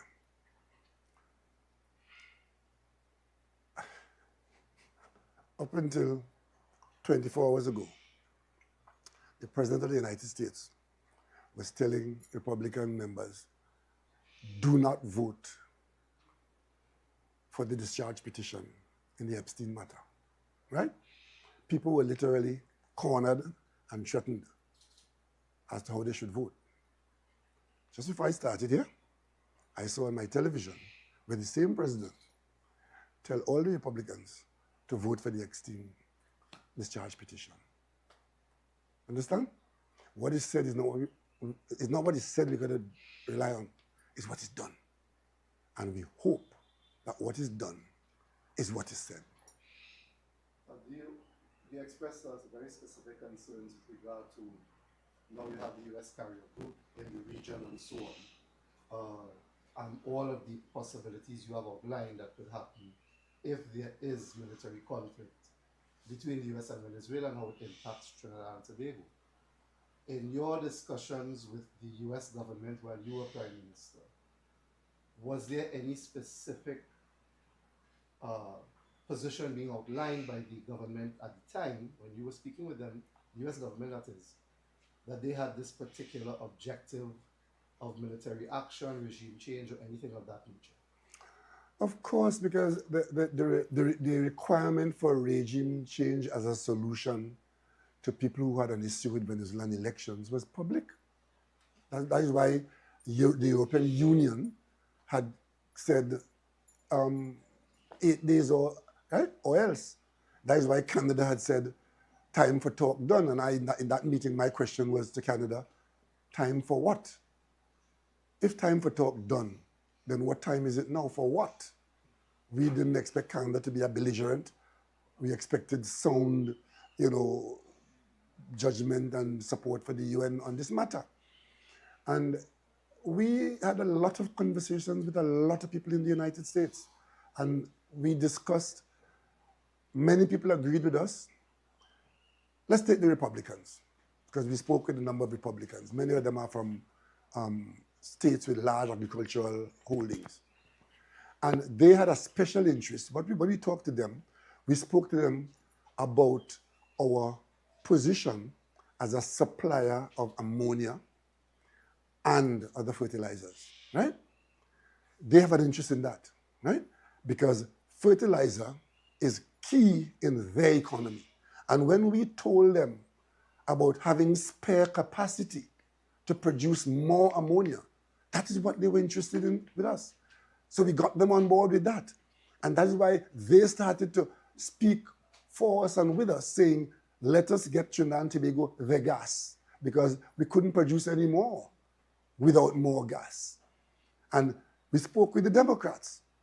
I could tell you there was one Democrat who was resolutely opposed to doing anything whatsoever except expelling Maduro, on the grounds that they had, after the Barbados meeting, Maduro had agreed to do certain things and he didn't do it, and therefore expulsion from office is the outcome. And we kept saying, don't abandon the principle of dialogue, right? Even if you're angry about that, let us stay the course, right? What we have here now is an about turn to that position of that Democrat, who is a very interesting one. You might know who the person is, because he didn't want to hear anything. And then, of course, as fate would have it, Trinidad and Tobago people must know what is happening in America, because we have so much of an interest there. It is our major trading partner. But we will only have a trading partner if we have something to trade. If we end up without gas, we will not have petrochemicals to trade. We will not have LNG to trade. So America being our trading partner is linked to the fact that we have to have something to trade, and that something is gas. Unfortunately, we have a current Secretary of State, we know him very well. He was a candidate for elections of presidency before. He's well known to us. He's from the southern part of the United States in Miami. We know the American politics of Florida and what it means for Cuba and Nicaragua and Venezuela and so on. We know that. So I am not surprised at the position of the Secretary of State who wants to get certain things done that may have certain repercussions or benefits going down. We have to understand these things. And that's why I am shocked at the behavior of the Prime Minister of Trinidad and Tobago, who acted as someone who came from Mars, woke up from sleep, and was told to go and run 100 meters. Trinidad and Tobago was well positioned in this matter because it was all about patience. We, in fact, had access to the Speaker of the House. We had access to chairmen of committees, foreign committees, national security committees. As a matter of fact, when we closed this country for COVID in March of 2020, a few days later, had we not closed the country and COVID, a delegation, bipartisan delegation, was due to arrive in Trinidad and Tobago to spend 4 days. That had to be cancelled because we were closing our borders for COVID. So we've been there. But when we sat down to talk to the president of China, we understand China's position vis-a-vis Venezuela. Venezuela is not a little Caribbean island. Venezuela is a country with 30 million people and very powerful friends. That's not a situation we say we can just overrun you and take over your oil and give it to Trinidad and Tobago. Who can you sell that to?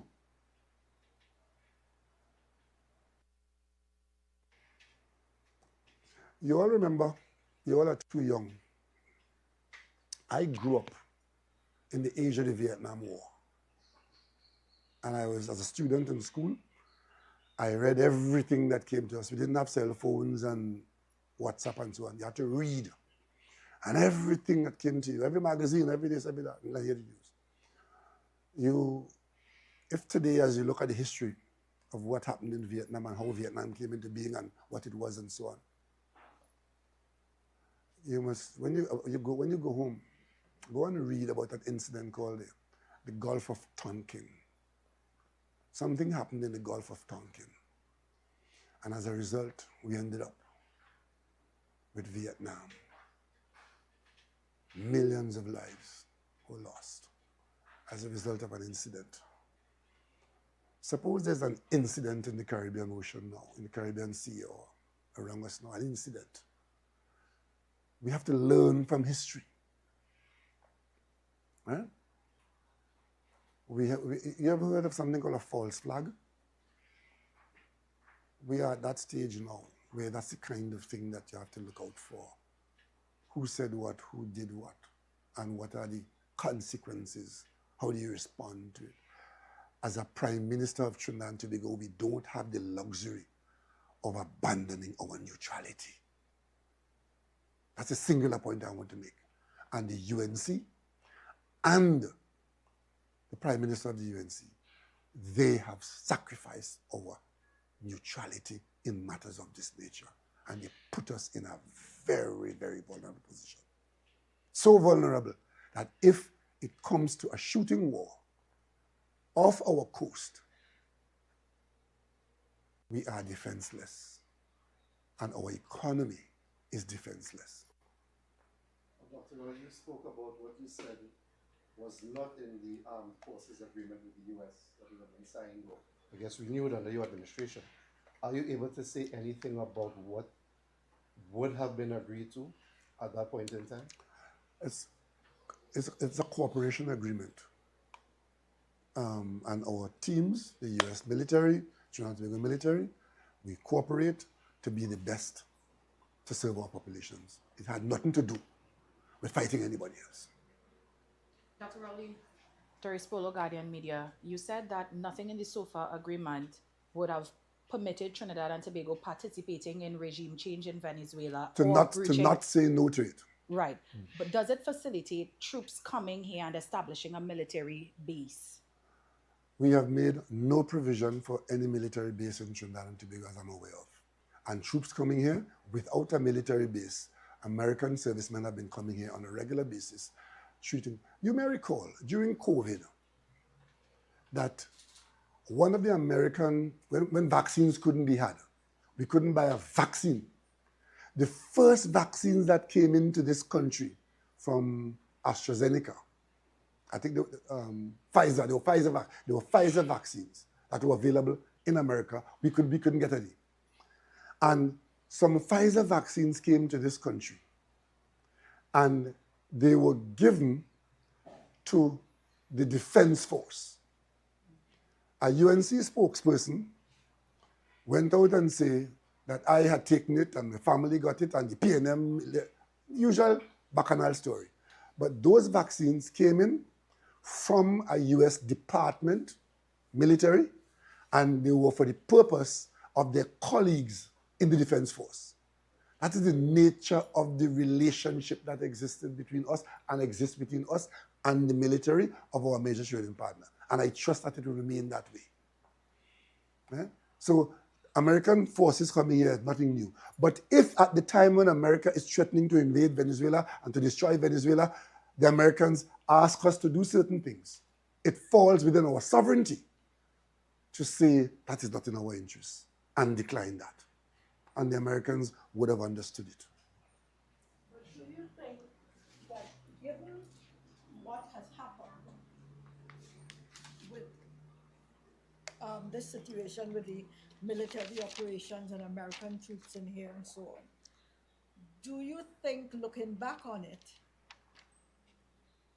we should have been more cautious? Because at the time that we signed the agreement, the last signing of the agreement in December 2024, there was the tensions between America and Venezuela were very much alive. In fact, that was the problem we were facing with getting the Dragon deal executed. So that to have taken the position then, as you did in a press conference, and say that it has nothing to do with the conflict with Venezuela, was that not a very sort of naive position to take, given what was unfolding? No, because the status of forces is not, one, it does not prevent the government of Trinidad and Tobago from exercising its full sovereignty. Secondly, the content of what is to be done to satisfy the status of forces has nothing to do with whether America wants a base in Trinidad and Tobago or any commitment so to supply. That was, when that story came up in 2024, I was very clear. I seem to recall speaking to the media on it, that you are misrepresenting something. Yes, we have so far. We've renewed it because it's worth renewing. It goes back to 2007, I think it was, right? And what was good in 2008, 2009, 2010, we've seen the need to do a little tweak, a little tweak here, but it does not give any, we don't give up any ground of our sovereignty. We don't agree to do things that are unlawful. No. So when that was being said, that this sofa is for an American base in Trinidad and Tobago, we had to correct it.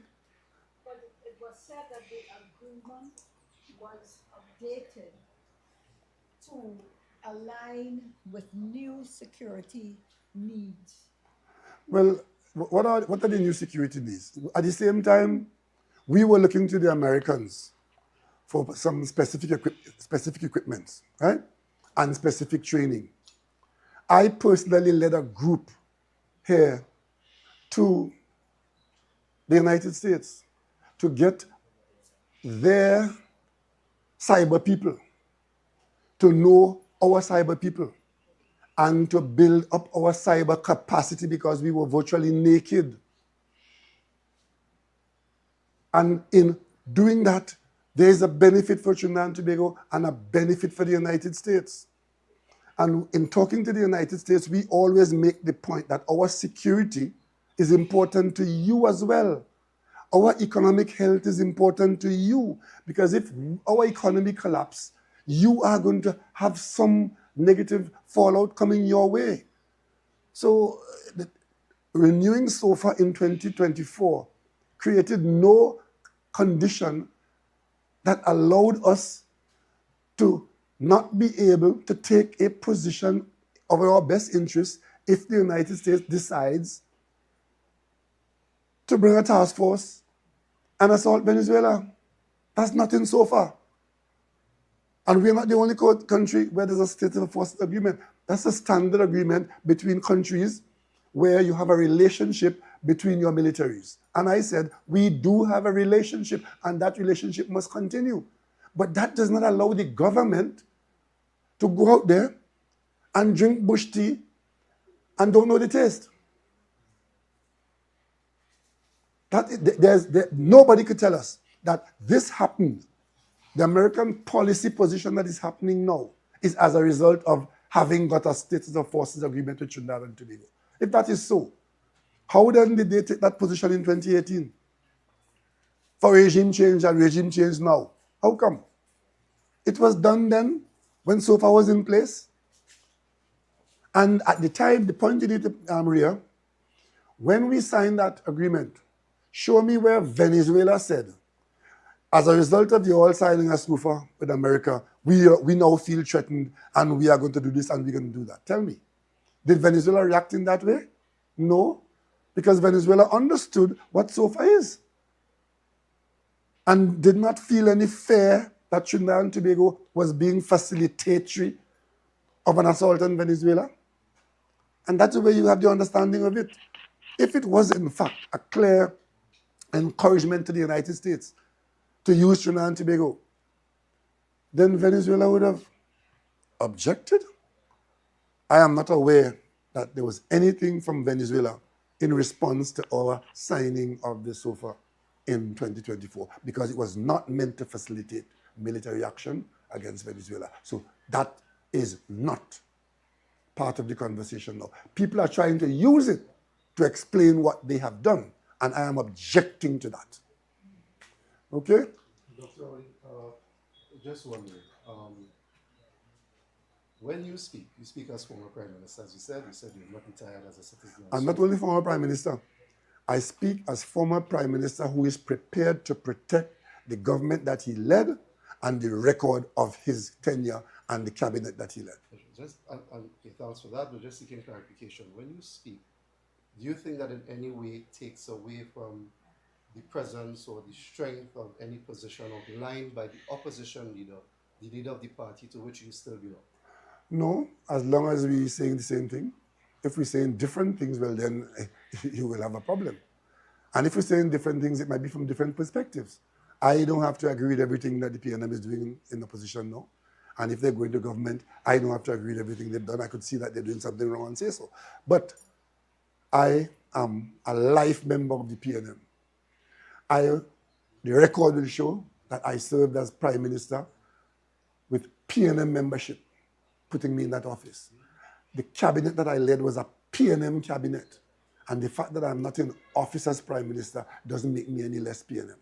And anybody who's prepared to challenge the record of the PNM government from 2015 September to the time I left office, expect that I will set the record straight if the record is being distorted. Dr. Rowley, this may be your third media conference from this office addressing us as a former Prime Minister.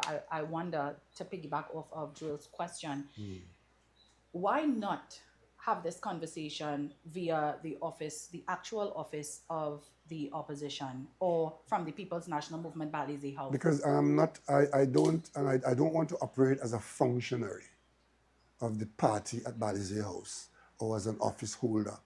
I want to operate separate and apart from, and it just so happens that I have the same issues that they have in the opposition, except that I am responsible for that cabinet that you're talking about.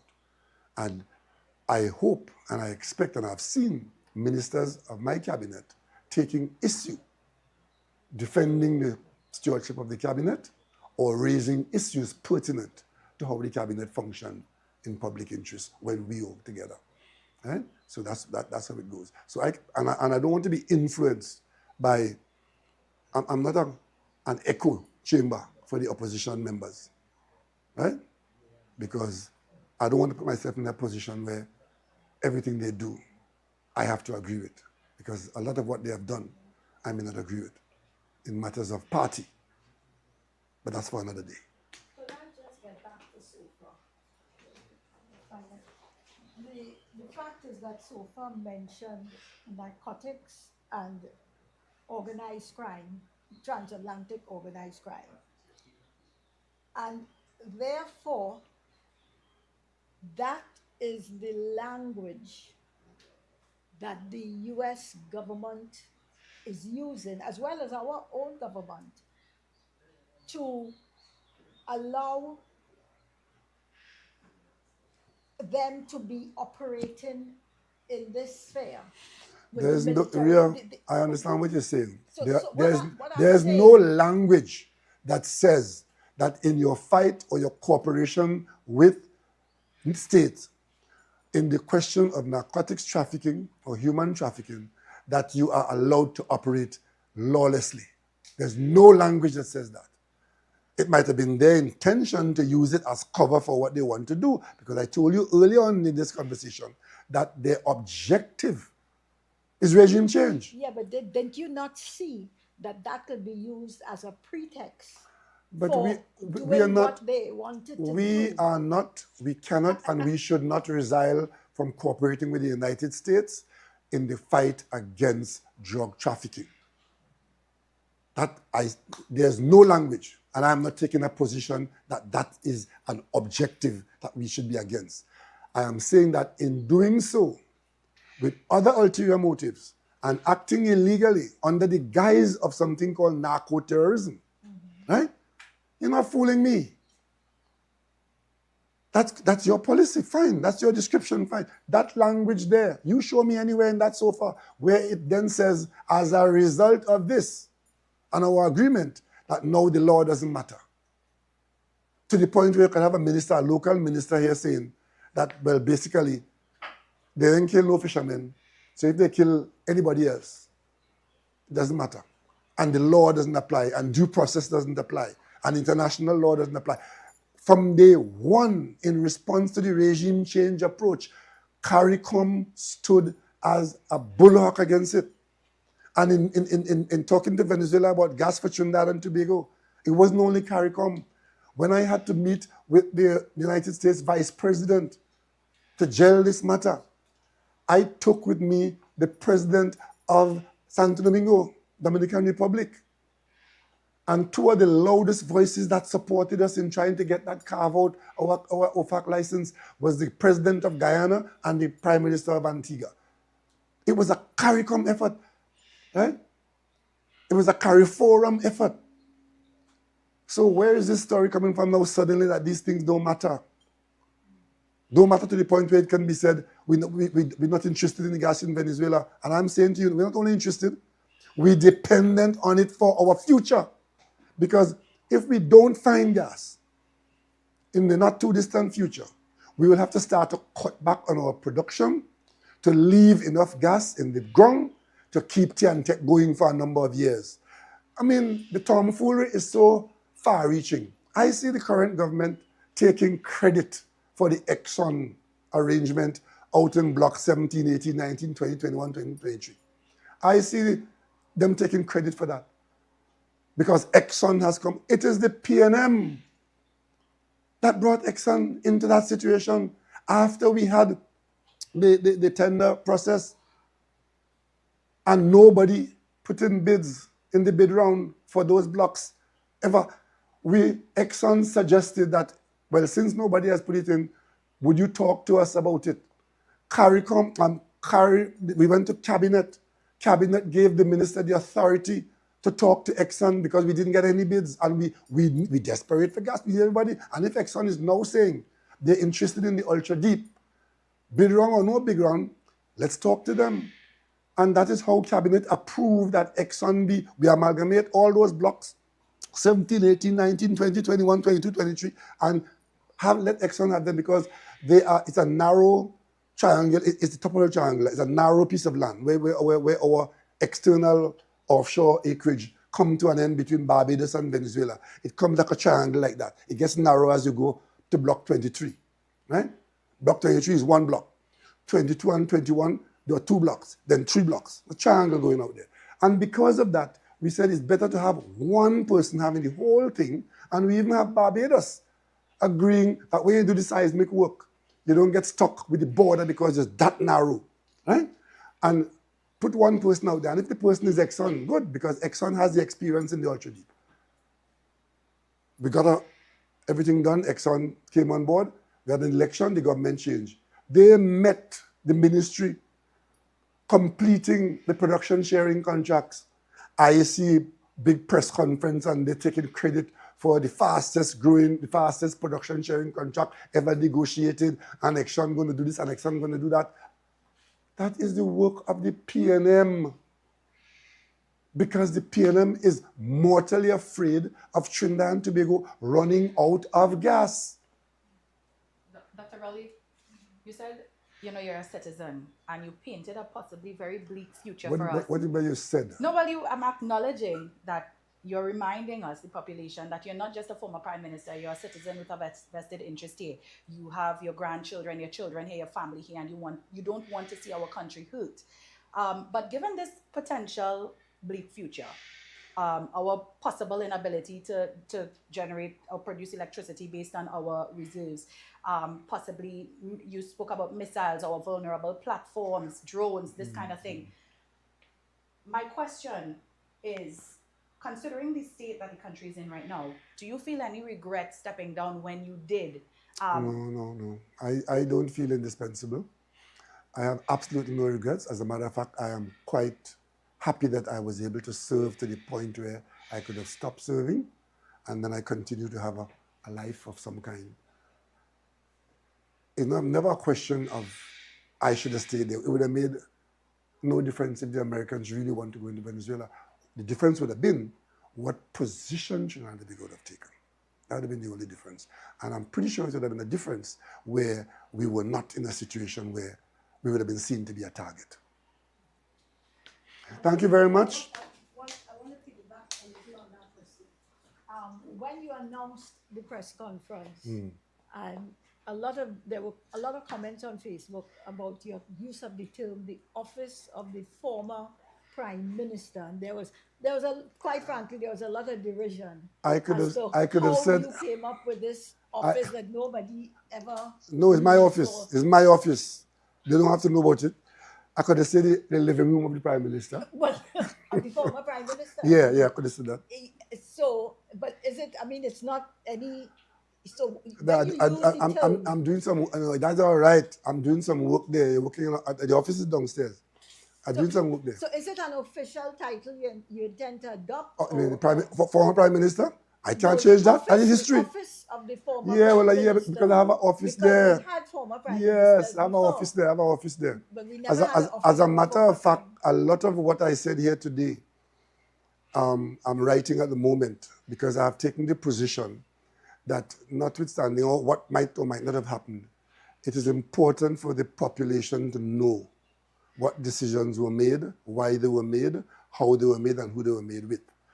I think that's a valuable thing for the country, and I'm currently putting that together so that sometime in the not too distant future I'll be able to put it in the public domain, the record of the tenure that I came into this office of Prime Minister.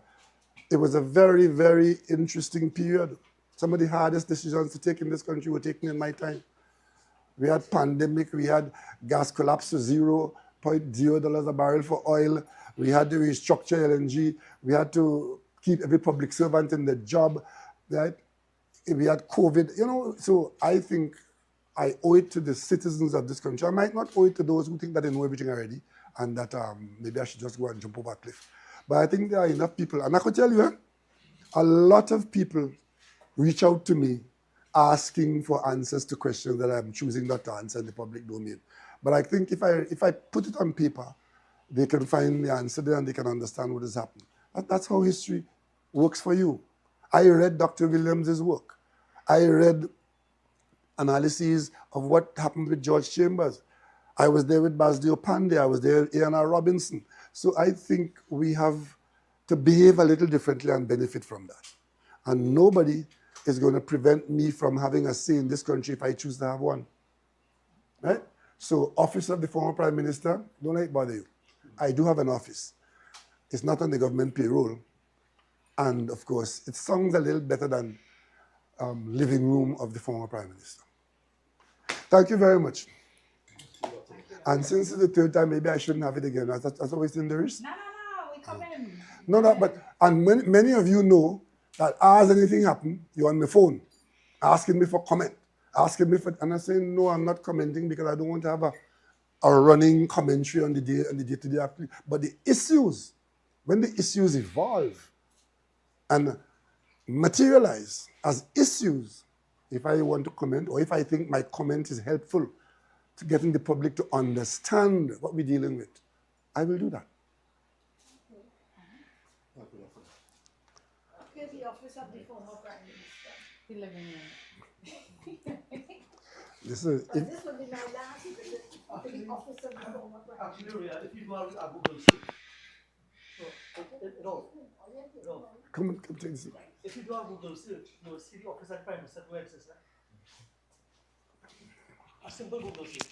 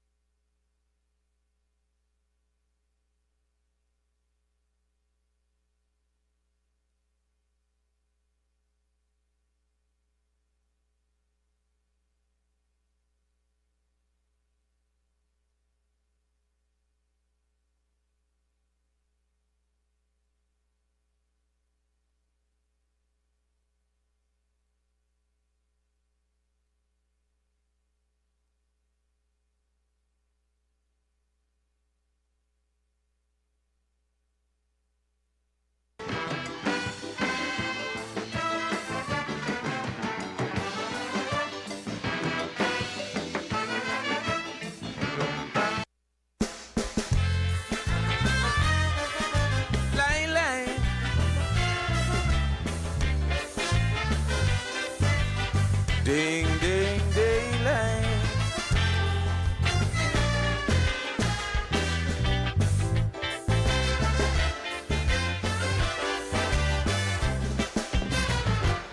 I was thinking what kind of song to write for the year 2001. Should I compose a nation building song or just blaze them politicians? But when I hear Pandey get 19 seats and he run and give his speech of victory, I tell myself something wrong, so I compose this song for kinky head people like me, because I don't understand what's really happening. For years me Crooks and Panther was busting we liver string. Well, I honestly believe the message was loud and clear, but the results from the elections proved the mystic breaking black man air. They don't hear. So don't expect me to jam your Prime Minister. No, don't tell me. I stopped drinking bush tea for your fever. I said no, don't tell me.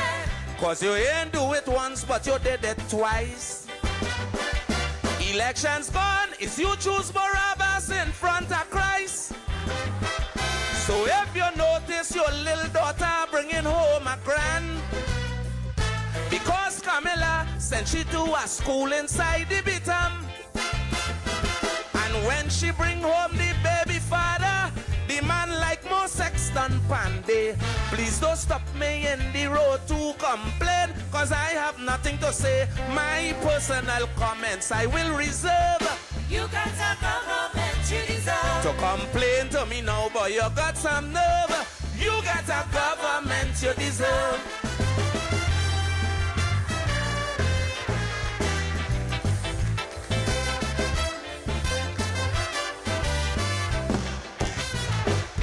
Try my best to put sense in black man head. The consequence I was not afraid.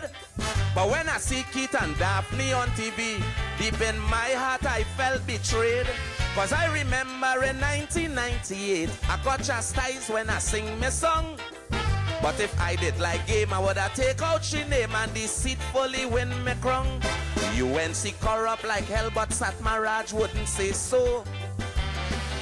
As black man open me mouth, he find that manning should go. To these negative response from the black man, I'm not surprised. Because I've come to one conclusion.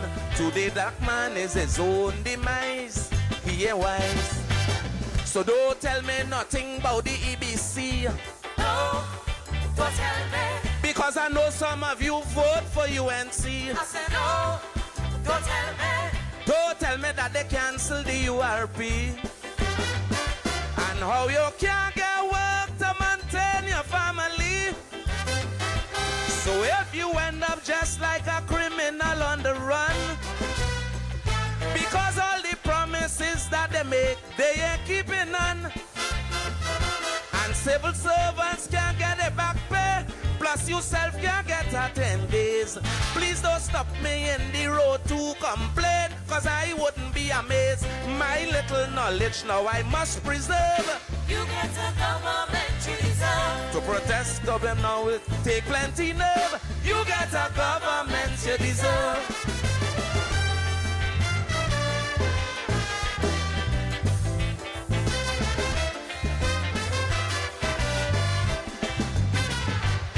From the public I get my lyrics. You just give me inspiration.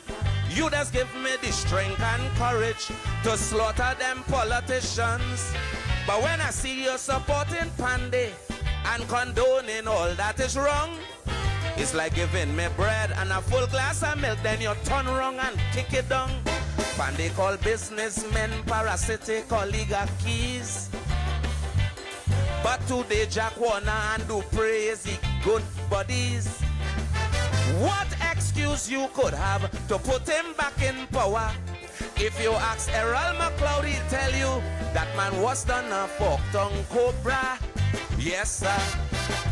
Don't tell me Caroni going through hell. No, don't tell me.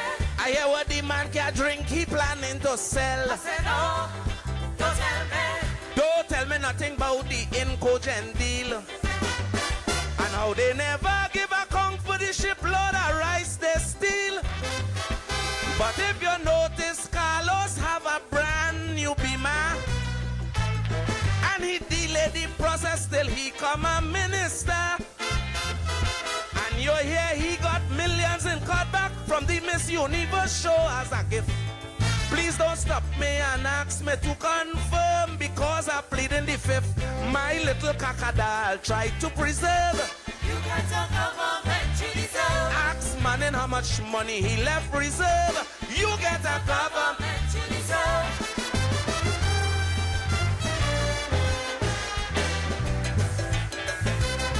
Good. Hello.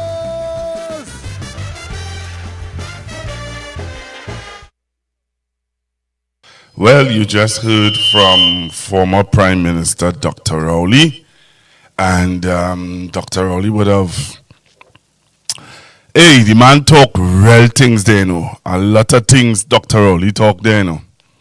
A lot of stuff. I sat down and I listened. I take note. Somebody saying election come and gone, and you made, okay, election come and gone, you made your choice.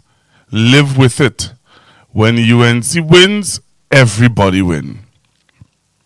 That's a comment from one of our persons on Messenger, on YouTube Messenger.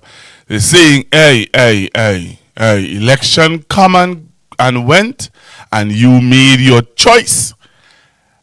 Live with it. When UNC wins, everybody win. Really? So yeah, Dr. Rowley made a lot. He made a lot of statements. Dr. Rowley. Let me tell you something. One thing I've learned with Dr. Rowley. Dr. Rowley's a Tobagonian, and Tobagonians, and they have a lot of pride. And Tobagonians don't like for you to lie on them. Don't lie on a Tobagonian. They don't like you to lie on them at all, at all, at all, at all, at all. Don't lie on them. So, the genesis of the press conference, when you listen to it, he would have dealt with the SOFA agreement. I was at that press conference when the Newsday reporter would have identified that he was the one who wrote the article. And he wrote that article coming across as if what is happening now, Dr. Rowley and they agreed with it.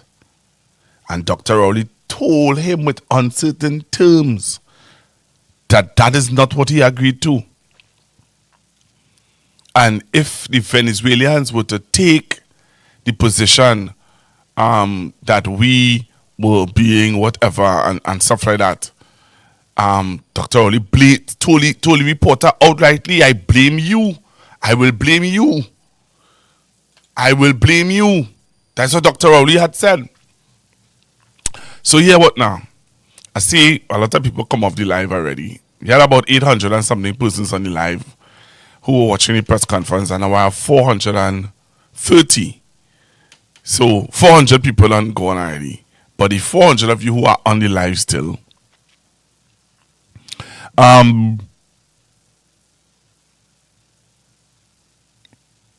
what are your thoughts? I'm going to take some calls. The number to call is 464-7003. 464-7003. So I'm going to play a song and come back and take some of your calls.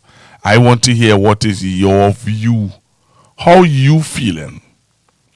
How you feeling? How you feeling? How you feeling?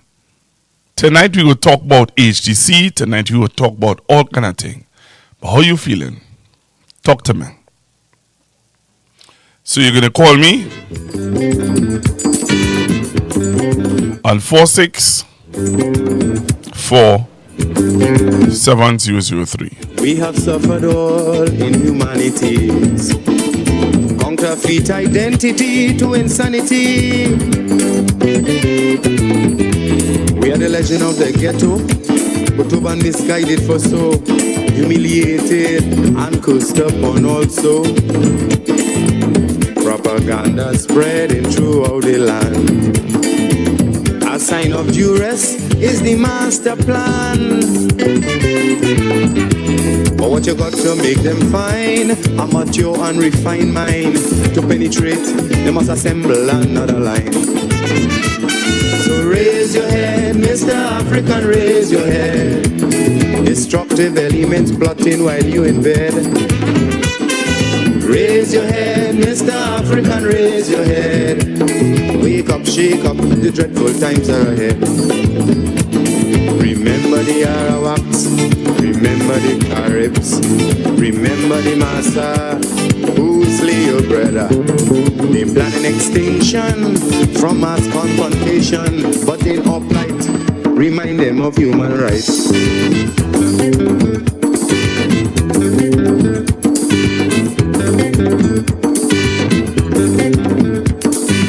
They made me afraid of my motherland. To support her here, they say in subversion. But East Indians supported India in Gandhi's struggle for independence. And every Indian in this land take up his stance. The Syrians send we money to Syria. The Chinese did the same thing to China. And not even solidarity, black people will pledge for South Africa. Brutality meted out in the home of your ancestor. So raise your head, Mr. African, raise your head. Corrupted elements plotting while you in bed. Raise your head, Mr. African, raise your head. Wake up, shake up, the dreadful times are ahead. Remember Steve Biko, he died in jail, you know. He fought them oppressors, fakes and brutal murderers. Now they're raising sanction, but won't like recuperation. Time to see that all Africans are free.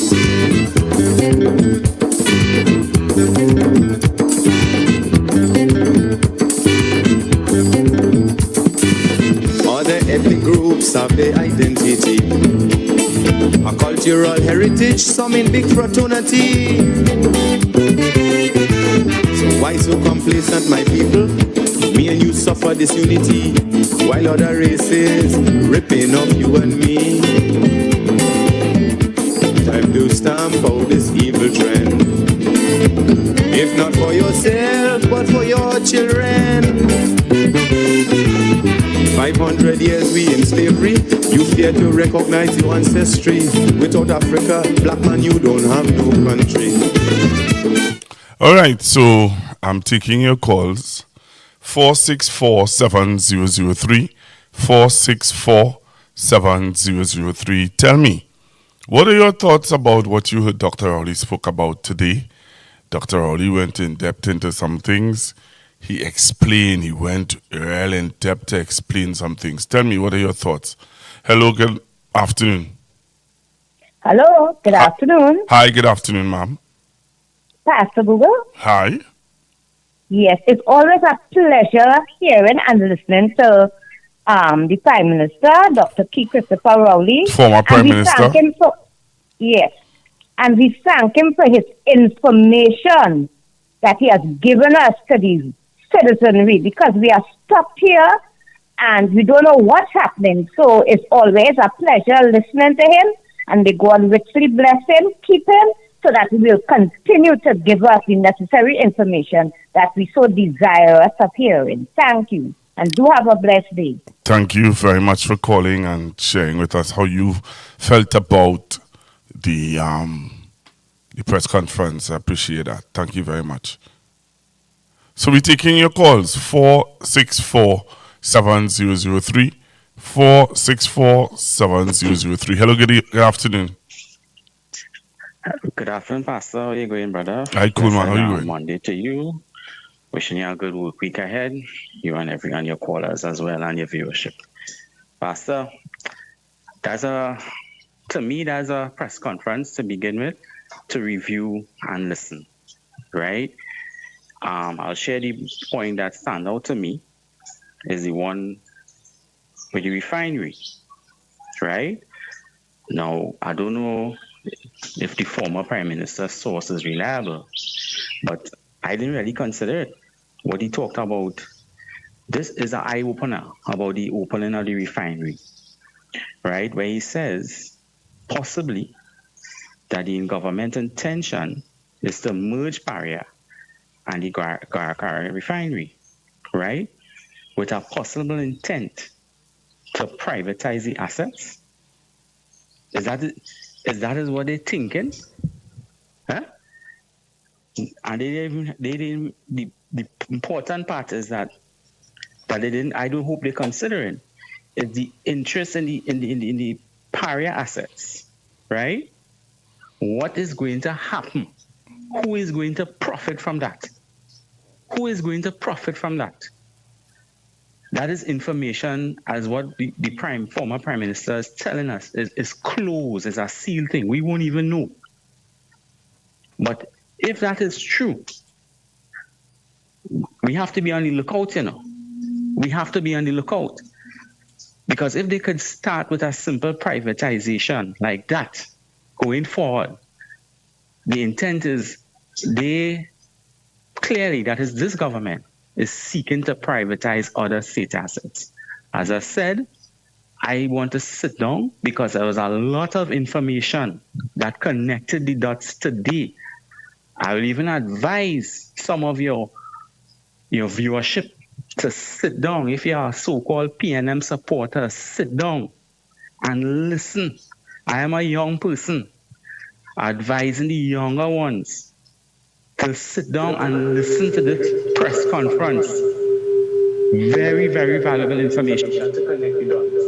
And as he said, he is working in tandem with the current PNM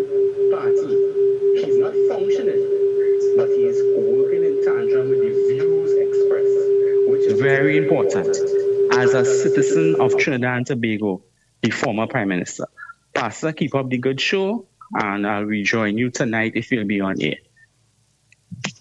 Yes, I'll be on. Yes, I'll be on. I'm just doing this because Dr. Rowley would have done a press conference, and I really wanted to hear your views. Hey, Pastor, good afternoon. What happened last night? I look out for you last. Pastor, good afternoon, Pastor. I enjoyed Dr. Rowley conference speech. I enjoyed Pastor Wuka. Pastor Wuka, it raised my pores. It raised the hair on my head. I enjoyed that conference speech. I wish he was the Prime Minister of Trinidad and Tobago still. Pastor Wuka, have a good afternoon. All right. Thank you very much. Thank you very much. Continue to take your calls. Continue to take your calls and continue to take your voice notes on 464-7003, 464-7003. What are your thoughts about what you heard Dr. Rowley press conference today? And he would have outlined and share certain his views on certain things. And I really hope that, as the young caller said a while ago, that people listen to what Dr. Rowley had to say. Hello, good afternoon. Yeah, good afternoon. Just to make a comment on what you, but this is not a comment I'm making on what Dr. Rowley said, but just to add to what the gentleman who just spoke said. If you look at the government's new development plan, Trinidad will be owned by foreigners. The whole aspect of Trinidad, where the previous government was going and do development for the people of Trinidad and Tobago, this development will be earmarked for private enterprise. All those developments and the people, Trinidad will be, they're always talking about 1%. Trinidad will be owned by a select group of people, and the population as a whole will own nothing, because that is the scope of the development that Kamala Prasad and they have put on place there. What was important to me about what Dr. Rowley said, and I find that nobody is doing it, none of the media and so on. Why isn't the Prime Minister saying what she has agreed to in terms of our involvement in this whole process, this regime change at America? All of them saying, they all saying it had nothing. You hear this fool, sobers and all of them talking like these fellas. No wonder they used to defend criminals, because they're coming out and just speaking out one side of their mouth and not realizing that they are putting Trinidad in real problems. Even the people in the UNC are not. They should be telling the Prime Minister, what nonsense are you doing? And let her come out and say to the people, because we, the people, are those are vulnerable in this whole process. We will lose our lives. Personally, we could lose all the development that has been done under the People's National Movement for Trinidad and Tobago will be undermined by this UNC government. Thank you very much for your call, and you sound like a new caller. Thanks for calling. Yeah, okay. Please don't be a stranger. Yeah, okay. I appreciate your contribution, really do. Yeah, thanks. All right, man. That's what we're talking about. New callers, and people are picking up. The young caller said, Dr. Rowley made a statement. I need to go back and pull some clips from what Dr. Rowley said, because he said a lot, Yeah, he said a lot. Hello, good afternoon. Yeah, afternoon, Pastor Google. I feel very good and very informative with the ex-Prime Minister, because the man truth to the word. Is just that people don't like truth. They don't like to hear the truth. The man talk exactly what's taking place, and people wouldn't like that. But I like the man. I like how the man is operate, and to hell with everybody else. That's my contribution. The man talk very good. Thank you very much.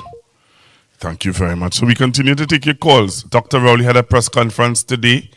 It started around 10:20, around there, 10:15, 10:20, somewhere around there, and he would have dealt with several issues that he thinks is important for Trinidad and Tobago to be asking the Prime Minister about and her government.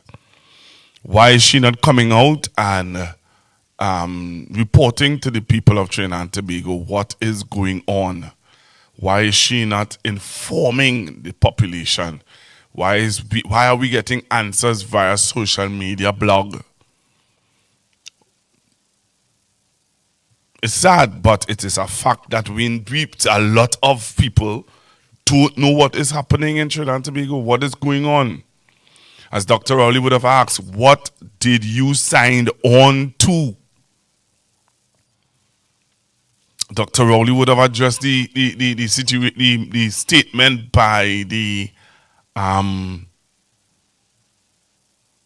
Attorney General, who would have said that what Dr. Rowley the SOFA agreement that Dr. Rowley would have signed is this. But I want to juggle your own minds a little bit. You all remember, let me get my phone, because I want I wanted to deal with this based on what the Prime Minister and what Mr. Sobers and they are trying to make us believe. All right, Mr. Sobers and they want to make us believe that this is something, this military training is something that is a common thing, an agreement between Trinidad and Tobago, and it's nothing new, it's something that we are accustomed to and stuff like that. On January the 28th, 2025, President Donald Trump announced an order to terminate all, make sure I get it right.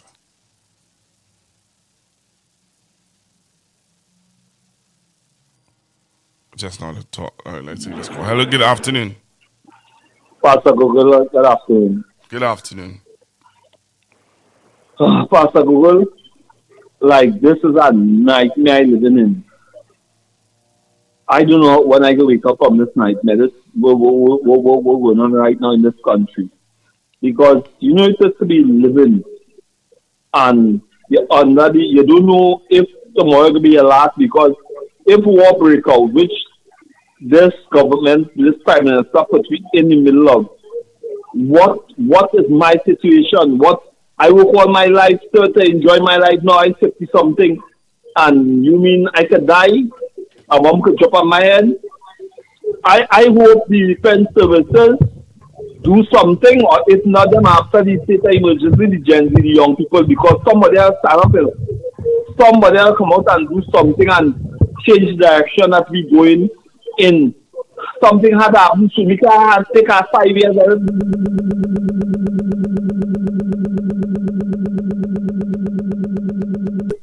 This violently, and I hope the people of the ICJ latch on to the statement that was made. This is really appalling. We live in another threat of death. I hope Trump and Maduro work out something else. But this government have its citizens living under the threat of death. Literally, we could die, we could end up in some kind of bacchanal. Pastor Google, later. I hear you, tall man. I hear you. But let's be honest and let's be real. Somebody said it on the live a while ago that people voted for this. Somebody said to me, I need to stop saying that because people did not vote believing that CPAP workers would have lost their jobs. People did not vote believing that this situation with Venezuela would have arisen and our Prime Minister would not be giving us updates. All right? So there are some people who are saying to me, what we're seeing, what we're hearing, is not what they vote for. But if this is not what you vote for, then you need to speak up. Honestly, if you didn't vote for this, then you need to speak. Honestly, let's be real. If you didn't vote for something, then speak up. I'm taking your calls. I taking your calls. 464-7003. 464-7003. All right? Please call me.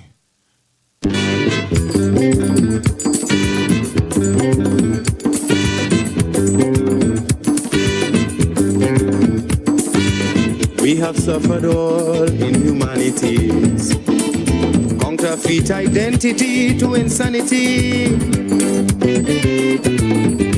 We are the legend of the ghetto, but over misguided for so, humiliated and cursed upon also. Propaganda spreading throughout the land. A sign of duress is the master plan. Hello, good evening. Good afternoon, sorry. Yes. Hello, good afternoon, Pastor Google. Good afternoon, sir. Yes. They got what they voted for. Because if someone accustomed fooling you, are you going to trust that person?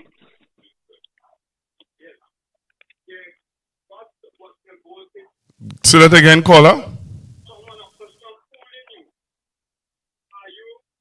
Caller. Hello. Caller. Hello? Yes, go ahead. Listen to me on the phone. Don't listen to me on your tablet. Yes, Pastor Google. If someone accustomed fooling you, are you going to trust that person?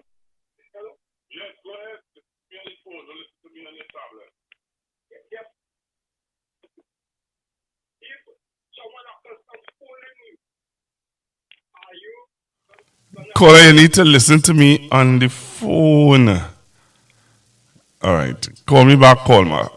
So callers, when you get through, please listen to me on the phone and not on your device. Pastor, we are the nation, we have to do something, and we have to stand up for our rights in this country. Because we can't go down the road this 5 years with this government, and our life is at risk. And our life is at risk. We have to do something, right? Nobody in this government is not advising this prime minister. Nobody talking to this prime minister, who is the advisor. They're just going along with this woman. She doing what she wants, seeing what she wants. Who is our advisors? Our life could be at risk. It's either we force her to call an election, call fresh elections, right? This government cannot be siding with the US, putting our life at risk. Come on, we need to do something as a nation. Caller, I hear you, you know. I hear you. I totally agree. I totally agree with you. But let's be honest. People have to choose. People have to choose to want to stand up, for something. Honestly. People have to choose to stand up. That's my view. You ain't forcing nobody to stand up, I am not forcing anybody to stand up. Hello, good afternoon. Good afternoon, Pastor Google. Good afternoon, sir. Pastor Google, would you like to ask over? Make a jump high, go jump low. Say that again? Jump high, jump low. I feel this country is under some kind of spell. I don't know about you, but the atmosphere for me, it have a heavy kind of spirit. I don't know how it is. I don't know how you probably see it, but I don't know. It's some kind of, I don't know. This country is under some kind of spell, right? And I think people have to. Well, we definitely can't depend on these trade unions because they're in bed with the government, and certain NGOs, again, they talk when they want, when they feel to, and then when they finish talking about an issue, they disappear right back where they come back from. But how much time? We were warned already. We were forewarned about bringing back these people back into government. But people in this country take chain up. We take chain up. We take issue with certain things.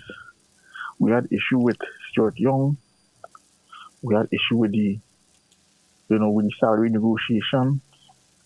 All it was promised by this lady from the PSA that all they get an increase in wages 10%.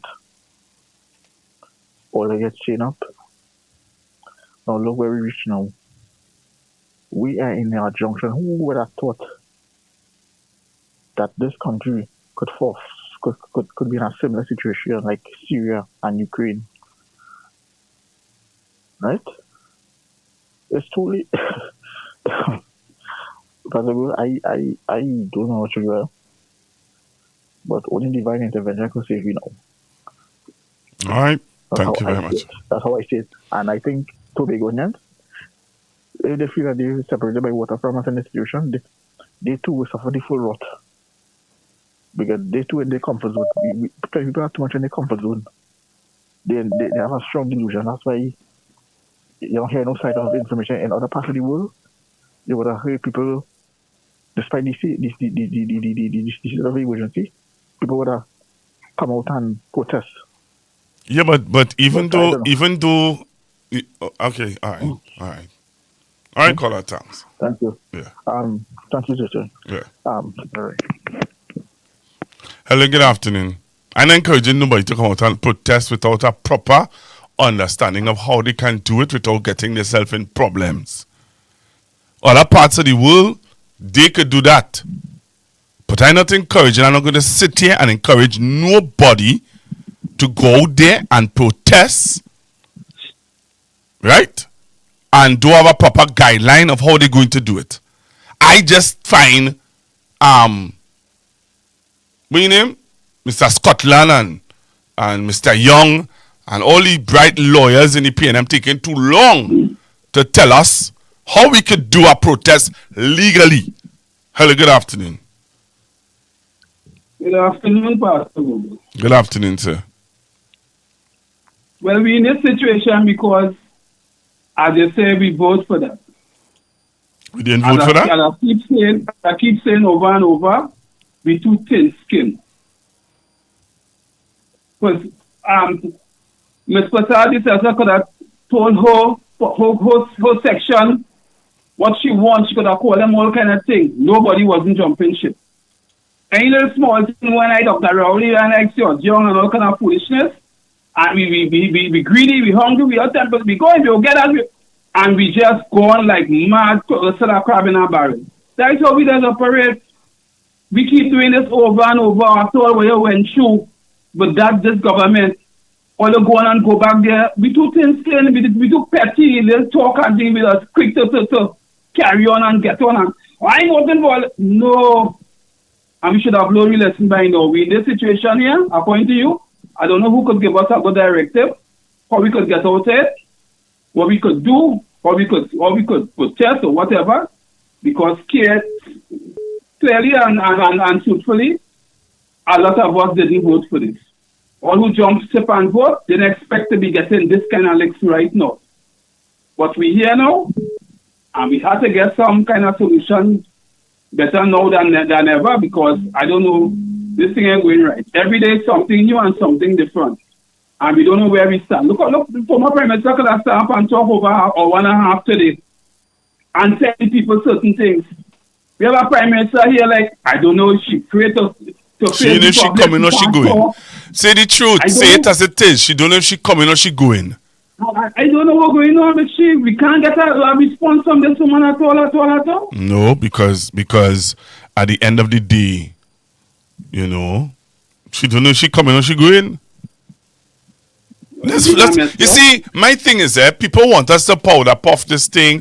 People want us to just shut up and go and pray. People want us to just, why you as a pastor doing this? Why you as a pastor can't go and pray? Pray. When King Herod was sleeping with his brother wife, why the prophet then go and tell John the Baptist, hey, don't go and tell the king anything, you know, go and pray. Pray that the king stop sleeping with his brother wife. Go and pray. I will pray. I pray up to yesterday, up to this morning I was praying. But you still have to speak. You still have to see when you're seeing something that just not making sense. You have to speak.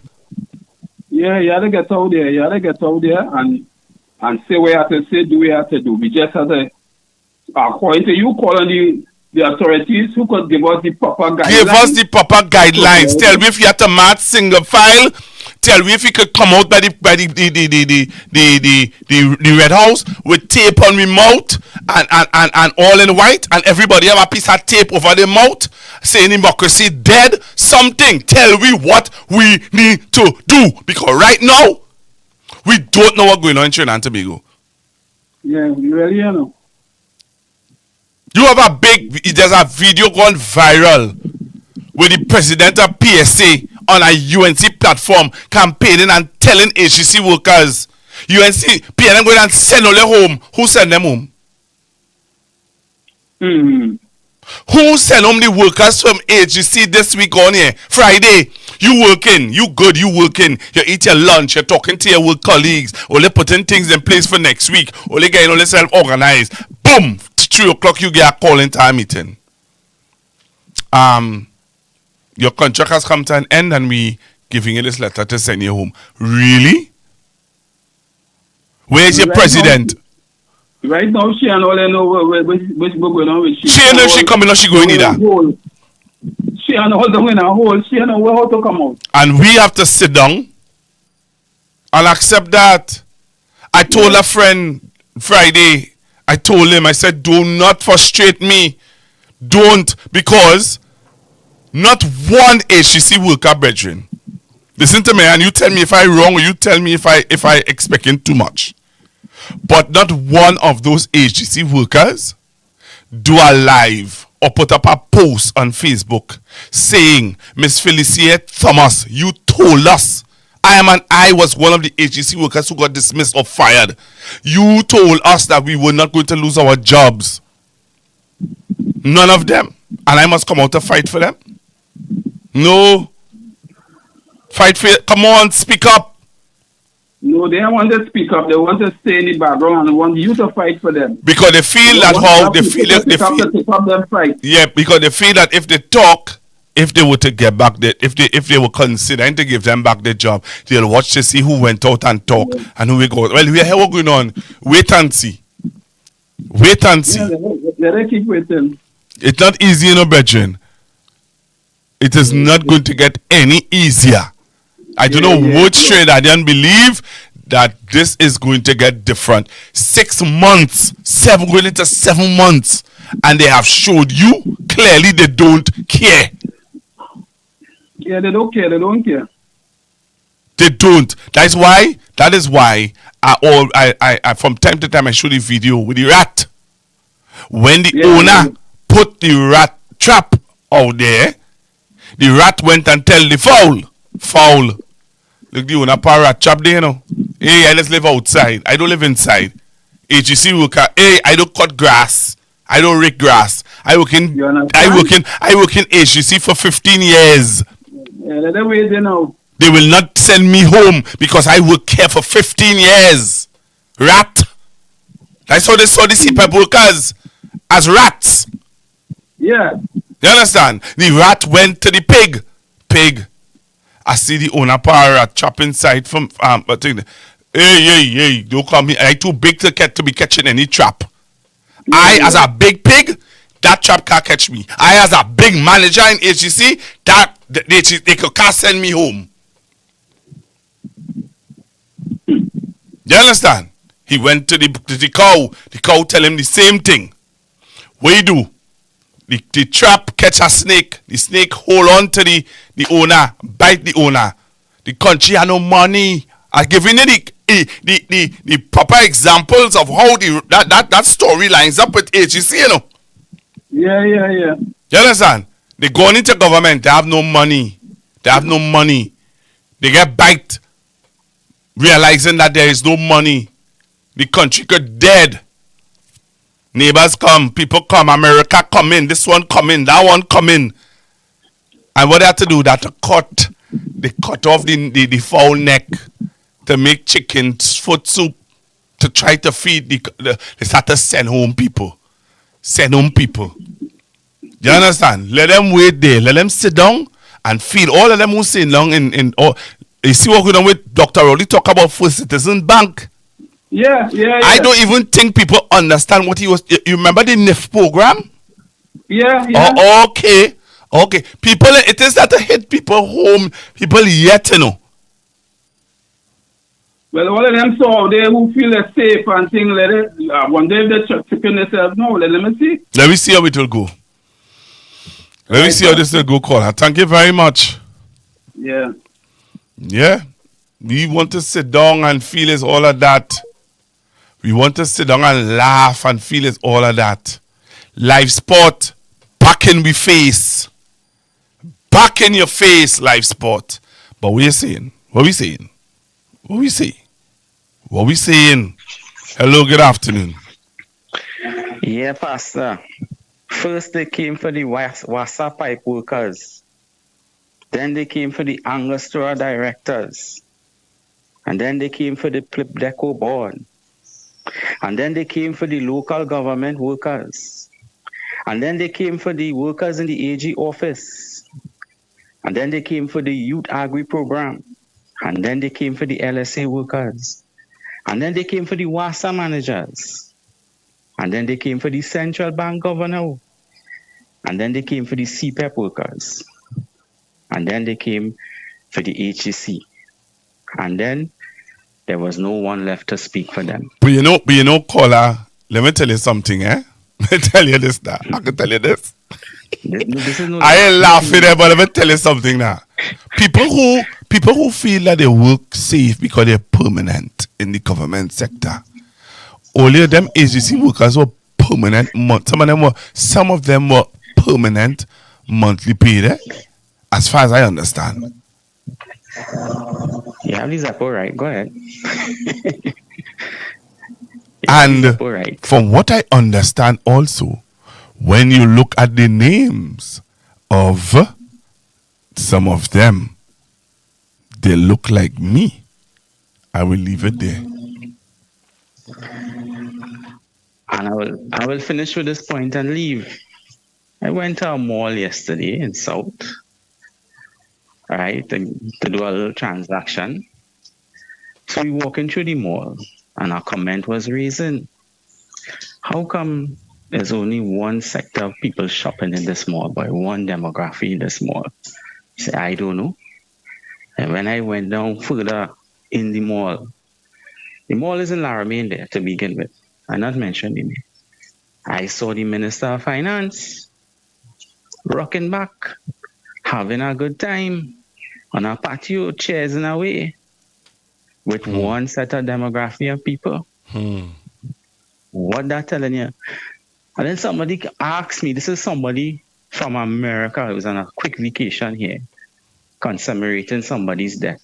Asked me, hey man, where all the brothers like me? Oh, they don't shop here?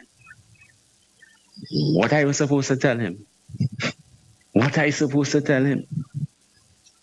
We have to open up our eyes, Pastor. And Pastor, finally, I appreciate Dr. Rowley because he said he defending the work of his cabinet and especially the young ones in the cabinet. We know who that is, who coming out and being so vehemently expressing and defending the work. Remember, he just said in the thing that Exxon Mobil thing that the UNC claim and say, look how quick, look how expeditedly we taking this whole contract thing and we bring it. That was done under the PNM, and he said it loud with fear of contradiction.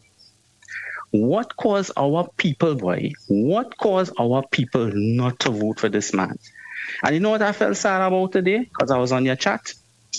I saw people bawling, my leader, our leader. But your leader put a man, he asked all, look, I'm leaving somebody who have a brainchild of my thinking and critical thinking analysis. Vote. And let's get this thing done for the country, not for the party, for the country and the party, because it was the same thing. But more for the country, because today, most of what Dr. Rowley keeps saying was for the young people, the gas, for the future, not for the PNM part, it was the future of the country. What happened? What really happened? That's why I applaud you. And the last thing, you see that thing is play every night before you start your show about the, what is about the roach? Not the roach. Is the roach the cockroach? Yeah. When there's Mrs. Datsun Golitas be talking about. Yeah. That is something you play. Yeah. Keep drawing that out. Keep drawing that out every day, Pastor. Because we really going for a rough time. And only last week, sorry to keep going on, is the young people when they realize the young fat promoters, when they realize that the kakada get touched. I see all of them jump out on Facebook last week. But some of them, they can't even ask them, hey, vote for the man. I vote. No, I ain't like he. I'll leave it there. Have a good one, Pastor. Thank you very much. Hello, good afternoon, sir. Afternoon, brother. How are you, sir? Well, I'm good. We got it all there, We got it all there. Where's that? And you observe how we got it right. Timelines were laid out. Every question and was asked and analyzed and broken down and given back to them. Even when they tried follow up, he even preempt the last question about the office of the former prime minister. So, well, no, I operated from my experience. And you see what he did, right? He separated himself from the current members of parliament and the opposition leader. He's not stealing anybody's thunder. And what he said, I respect my former colleagues' opinion to differ from what I did or my position. But I was the leader of the cabinet. I have a responsibility and I am compiling my facts. And in due course, I will reveal it. You understand? And that is leadership. That is taking responsibility. I mean, you contrast that to Friday with the presser by Mr. Sobers, our Minister of Foreign and CARICOM Affairs. I suppose just now they go drop CARICOM Affairs. When Akash asked him about, and he said, where you get that from? The Financial Times interview by our AG to them. That's where I get it from. And in the same presser, he now had to come and confirm what the AG said because he had to read and just comments. It looks so foolish. It looked so foolish. The contrast what was presented to us to this morning was clear. Even though too, because you heard Dr. Oli talk about Dr. Amy Brown. You heard him talk about Dr. Amy Brown. When you look at Dr. Amy Brown and you look at Mr. Sobers, it's chalk and cheese. And what I'm saying, right? I want people to understand something, and we have been saying that from ever since too. And a government is made up of the Prime Minister and the Attorney General. And clearly, what that shows you is all the other members of cabinet from Mr. Jeremy and the Prime Minister is collateral damage. To hell with them, because they know that they will be protected. In time of any crisis, the assets that here will ensure that they will be spirited away from Trinidad and Tobago to safety on the aircraft carrier. That was going to happen, or a destroyer that will take them to safety in that aircraft carrier. That was going to happen, and hell to pay for all of us who here, including the members of the cabinet. That is what we're facing, and I am quite sure that they will come later to spin it and say that why he wasn't talking all the time. And you see how he explained the Exxon Mobil thing, and I've been telling people exactly what he said. Venezuela is going to attack the assets that keep this country running. Power, water, lights, and communication. Once all that done, you know what you're in? You're in the situation of Western Jamaica now. That's what you're in,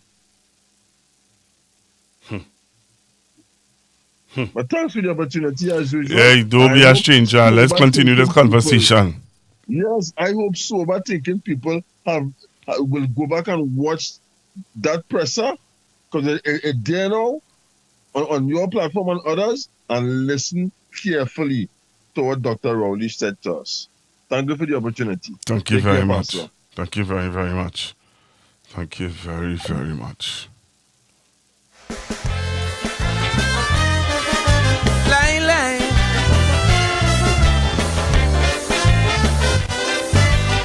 Ding, ding, ding, line.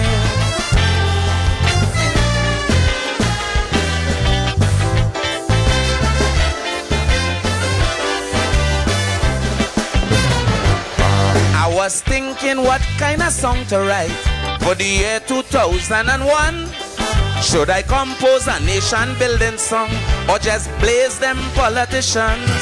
But when I hear Pandey get 19 seats and he run and give his speech of victory, I tell myself. Hi, good afternoon. Hi, Pastor Google. How are you, Apostle? Good. Online or I missed the time? Which is it? You're online. You're live. You're live. You're Well, live. What a phenomenal leader God has given unto us in the person of Dr. Rowley.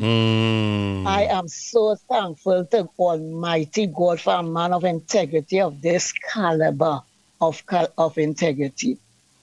So I'm going to say that, remember the last time I was on here, I spoke about that spiritual dome. Mm-hmm. And I prayed after I left that platform of yours for days, continually before God, commanding God to remove that spiritual dome and cause the people of this nation to begin to see, sober up, wake up from this slumber, and are seeing God answering the prayer. I listen to the news and I listen to my leader, a former leader. I say, God, there is the God who does answer us when we agree on a thing. So I just call shortly to thank God for you, Pastor Google, because if it wasn't for you, where would we be with information that is of the truth? And remember it at a time you was questioning whether we supposed to join the liars and be a little liar on the inside to make things sound nice, and I bolted out. I said, no, we need to stay on the truth, the whole truth, and nothing but the truth. So the truth will continue to come out. If God had to cough out the truth out of people, it will come out, Pastor. We serve a real live God. Have a great day. Thank you very much. Thank you. Conclusion. Today that man is his own demise. Be wise. So don't tell me nothing about the EBC. No, don't tell me. Because I know some of you vote for UNC. You see, while people saying Chagalo should do for this song, and this song is so real, relevant, truthful, exactly what we're going through as a nation and all of that. I hear all but my question is, my question to this nation is that Are you all willing to change your attitude, change your mindset? You need to stop being deceived and fooled and taken for fools. Stop it, because at the end of the day, you are seeing what it's doing to our nation. We are seeing what it is doing for the future of our children. We're seeing it. We're actually seeing it for filthy lucre. You believe that the 10% and the money that the government promised you, you believe that. You believe that you wasn't going to lose your job. You believe in all the different things that just when you look now in retrospect and you look at it, you realize that you were fooled. And some people haven't accepted the fact that they have been fooled.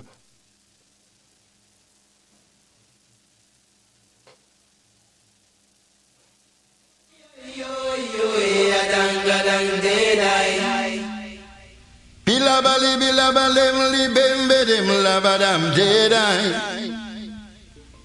Why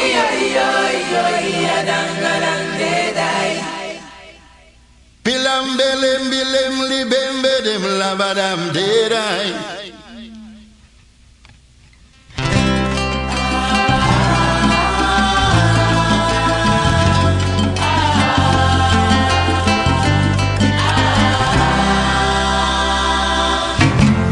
What is wrong with this world we live in today? I say, so much people going astray on the Broadway. Idleness and pleasure seeking having sway on the minds today, as though people forget to pray. I see children being left alone without parental direction. After school alone, at home, in front of the television.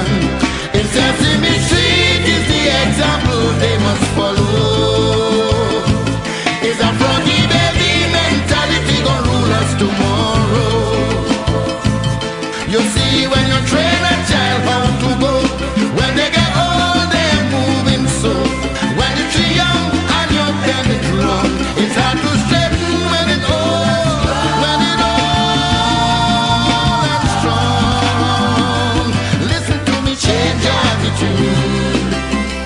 Turn your whole life around.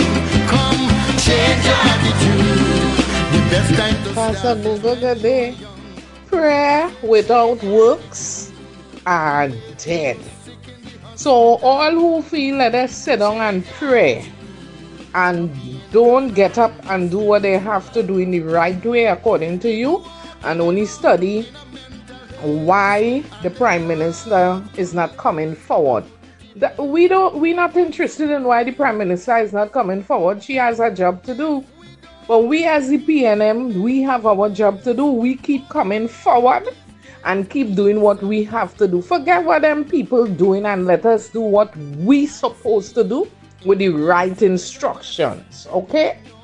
Because that is what they want. When they throw out the nonsense, with the bone, we grab at it.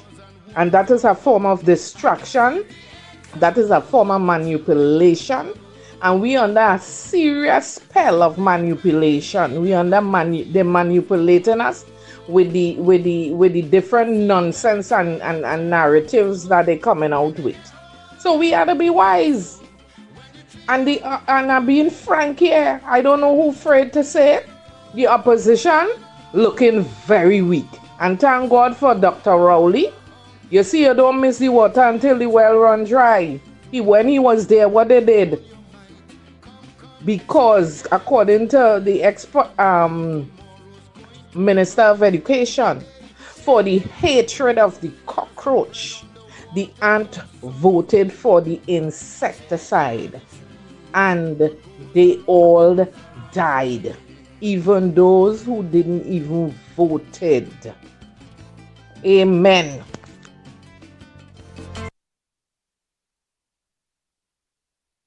All right, so taking your calls on 464-7003, 464-7003, 464-7003. Hello, good afternoon. Hello, good afternoon. Hello. All right. Yep.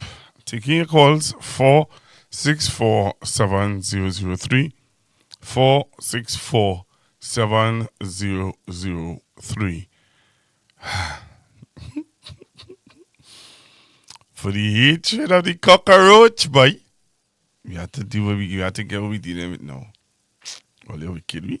Hello, good afternoon. Hello, good afternoon. Hold on. Hello, good afternoon. Good afternoon, Pastor Google. Pastor Google. What's going on? There was a video that you played last week, yesterday. Last week? Last week, yeah, last week with the train. Is it possible you could play that again if you have time, like probably this evening? I don't you'll probably play it today, but this evening now. You want me to play? Why you want me to play that video? Well, just to show that what Trinidad and Tobago could have. But you feel people don't know that?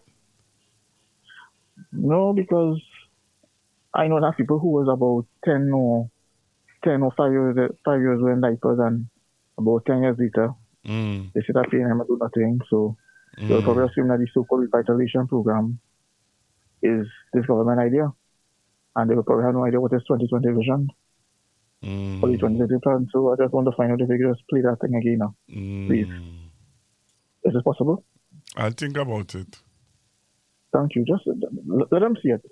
Let them see the what if. What we could have. Because you know why? It is very sickening to get up 4 o'clock in the morning for a man living from San Fernando to work in Port of Spain. And if people had that trans system, people would have some extra hours of sleep. But you know what?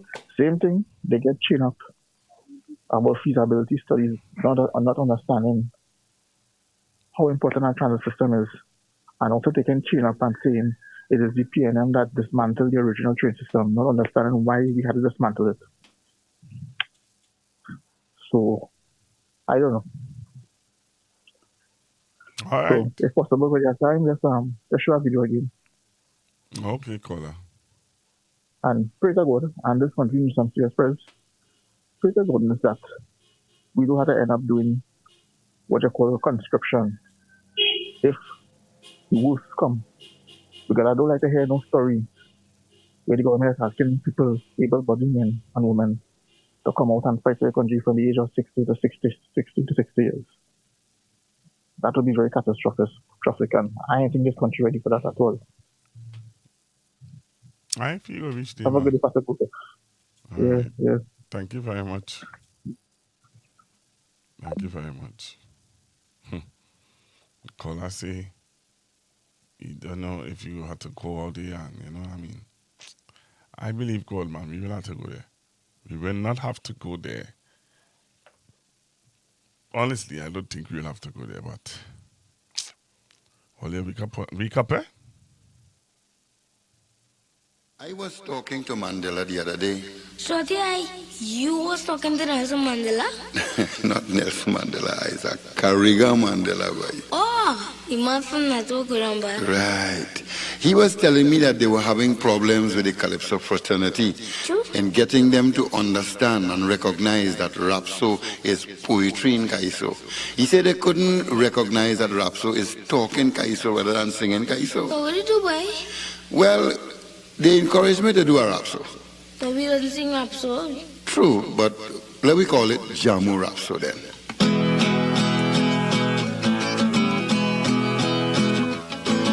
Wayo,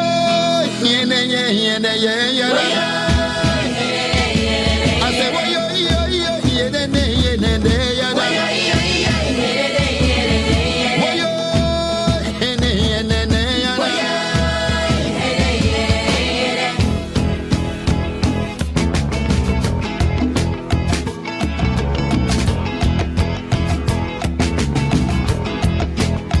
listen, I want to live.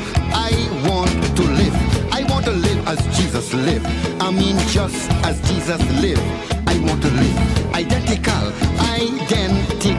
But Lucifer the old devil devil that he is don't want me to live as Jesus lived. I mean, day after day, every day he just stay trying to pull me away from the straight way to the broad way, but me a going no way. I love the straight way, me ain't want no Broadway. All them jumbie coming, trying to pull me away.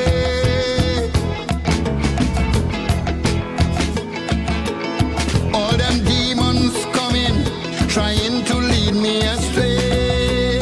Ay, ay, ay, ay, ay, ay. Hold me, Jesus, hold me in your arms. Hold me, Jesus. I want to start by reading a quote for you that is trending online now. Someone sent it to me and I saw it so many times. I think it's good for us to read this quote. I'm sure when I start to read it, you will be familiar with it. It says, out of hatred for the cockroach, the ants voted for the insecticide. Out of hatred for the cockroach, the ants voted for the insecticide.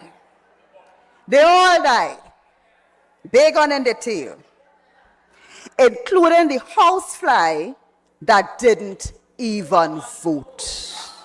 They all died, including the housefly that didn't even vote. It says an African proverb, but it could be a Trinidadian and Tobagonian proverb. It is so true of our situation here today. MP for Port of Spain, North, St. Anne's West. You have plenty more problems coming your way. Plenty. Look outside here and you will see Central Block, Port of Spain General Hospital. If you all don't open that in the next few months, we will be outside that hospital waiting for you. Because it is the people of Port of Spain, Diego Martin, Lavantil, all of us who looking for employment in that hospital. And just because it's built by the P&M, don't play your comment and lick it up.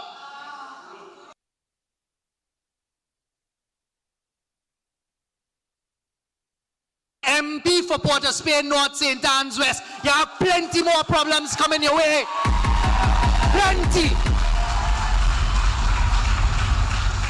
Look outside here and you will see Central Block, Port of Spain General Hospital. If you all don't open that in the next few months, we will be outside that hospital waiting for you.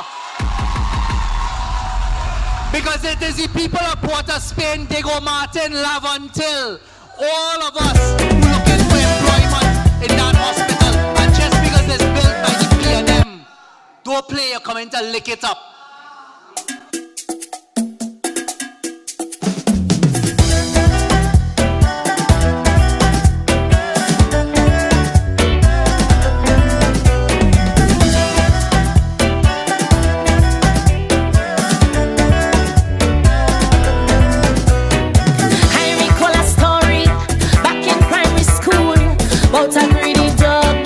Passing by a pool. When you look down in it, sorrow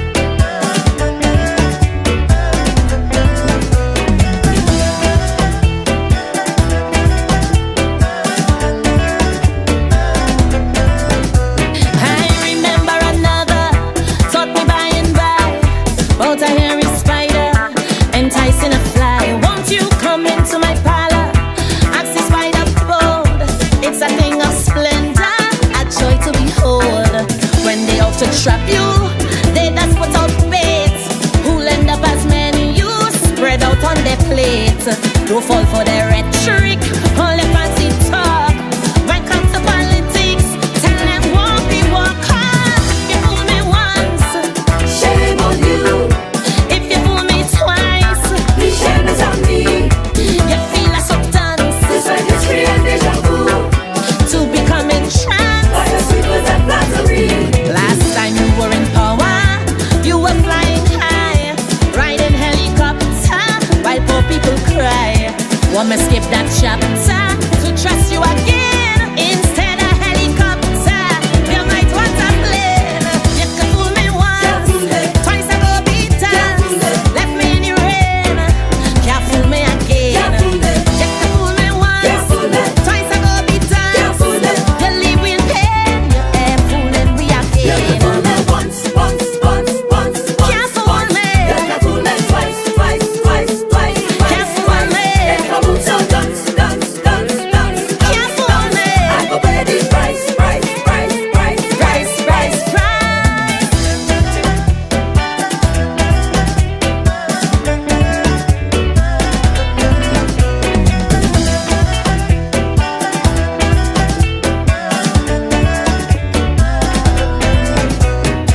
Debating the budget, you roll out your plans. If tomato basket, bout sun, sea and sand. When it came to sandals, could you promote?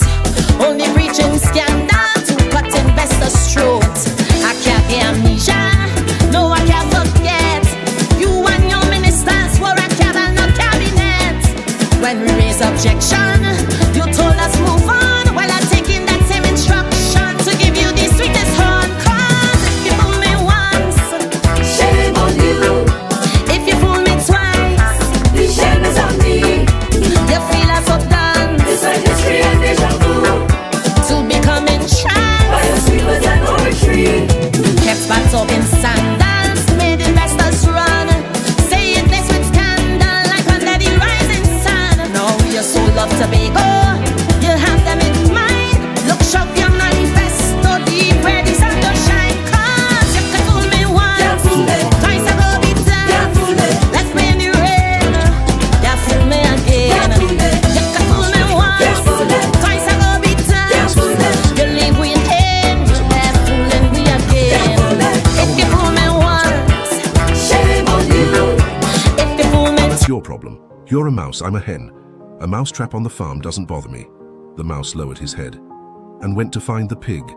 Mr. Pig, we have to do something. I saw it. The farmer's wife bought a mouse trap. We need to take action, the pig replied. Me worry about the mouse trap? Who is the mouse on the farm? Is it me or is it you? I am the pig. Look at my size. The mouse lowered his head again and went to find the cow, who was eating grass. Desperate and crying, he said, Mrs. Cow, you are my last hope. The farmer and his wife bought a mouse trap. We have to do something, the cow replied. You interrupt my lunch to talk about a mouse trap. I am a cow. You are the mouse here. The mouse was sad and disappointed. No one wanted to help him. He went to sleep in distress. When night came, the mouse trap caught something. The farmer's wife went there in the dark when she thought the trap had caught a mouse. It had actually caught the tail of a venomous rattlesnake. When she put her hand in the trap, the rattlesnake bit her. The farmer, desperate, took his wife to the hospital, where she stayed for several days. After much treatment, he managed to bring her back home, but she was still feverish. And what is good for someone who is feverish and needs to regain strength? Chicken broth. The farmer remembered the hen. He killed the hen to make chicken soup. Friends and family began visiting the farmer's wife to see how she was doing. Some came out of curiosity, others out of concern. More and more people started arriving. And what do guests like to eat? The farmer looked at the pig and decided to sacrifice it too. But even with all the care, the woman did not make it and eventually passed away. With the wake, the whole town came to offer condolences. Even more people arrived, and the farmer, having no way to feed so many people, sacrificed the cow. What is the moral of the story? When someone in your home has a problem, never say that problem is not yours. Your husband's problem is your problem.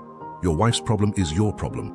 The problem of your son, father, or mother is your problem, because a problem that affects one person inside the house, sooner or later, will affect everyone. Matthew 12:25 says, "A house divided cannot stand. The problem of one is the problem of all." If you watched until the end, share this video, and comment where you are watching this content from.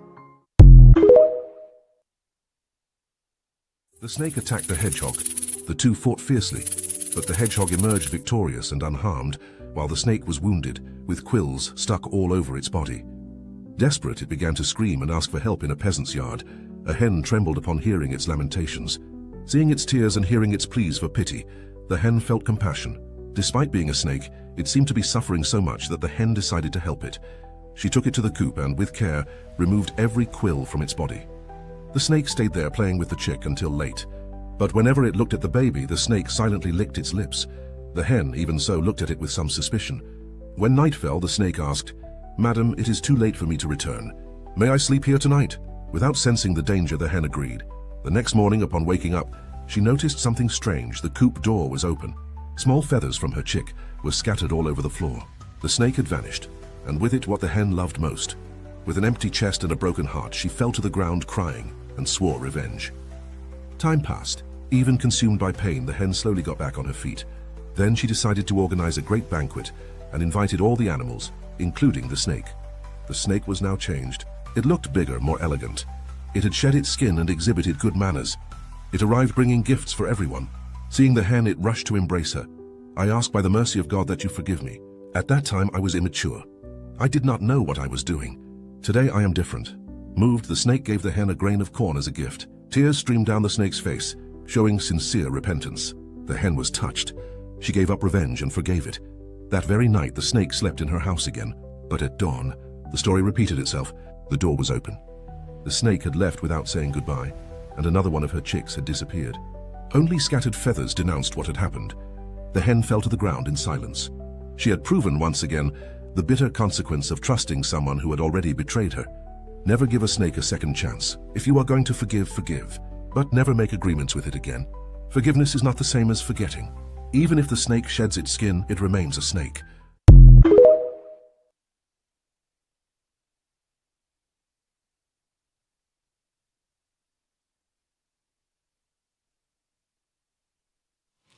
Even if a snake sheds its skin, it is still a snake. Interesting. So I just did this live today because Dr. Rowley would have done a press conference, and I really wanted to hear your views on the press conference because I carried it live. And I want to say thank you to the 800 and something people who came on to Constructive Talk page live and, was a part of it. So you're still seeing to the bottom of my CG press conference, press briefing with former Prime Minister Dr. Keith Rowley.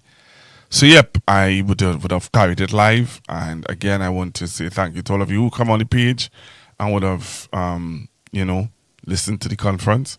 And for those of you who would have remained on the page and somehow, continue the conversation with me, telling me what are your views about what you heard from Dr. Rowley. Later on this evening, we're going to be talking about agency workers. We're going to be talking about Miss Felicia.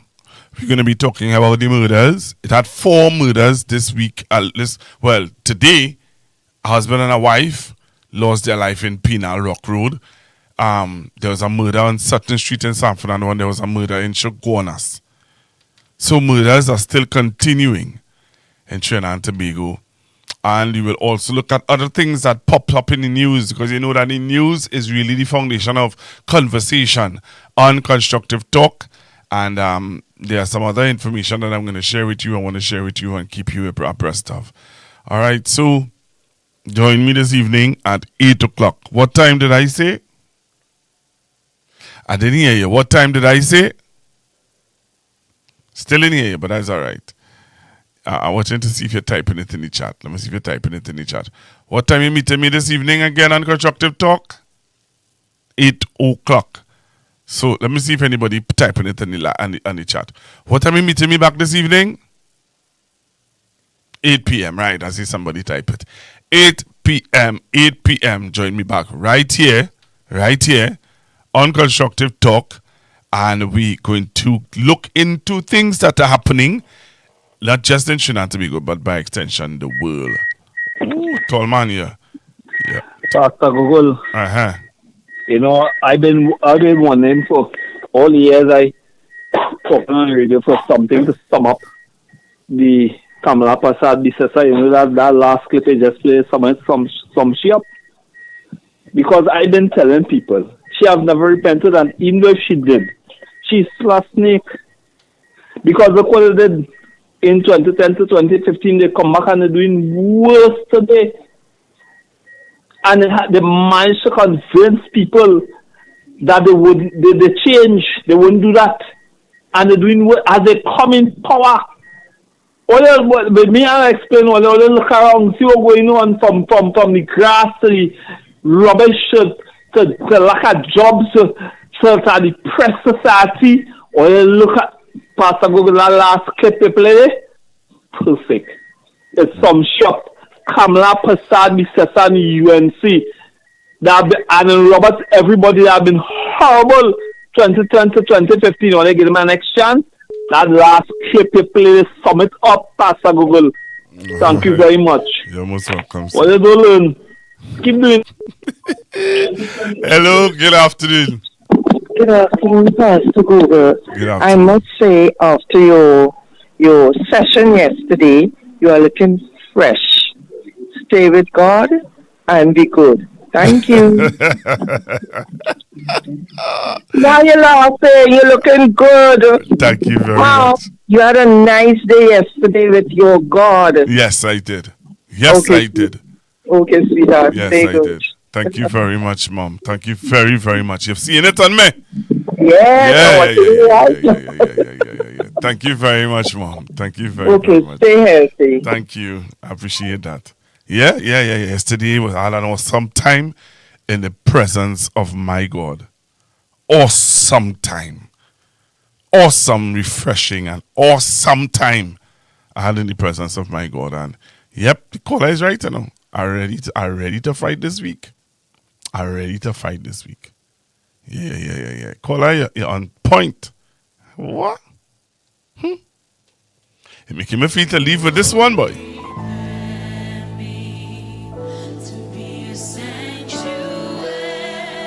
Pure and holy.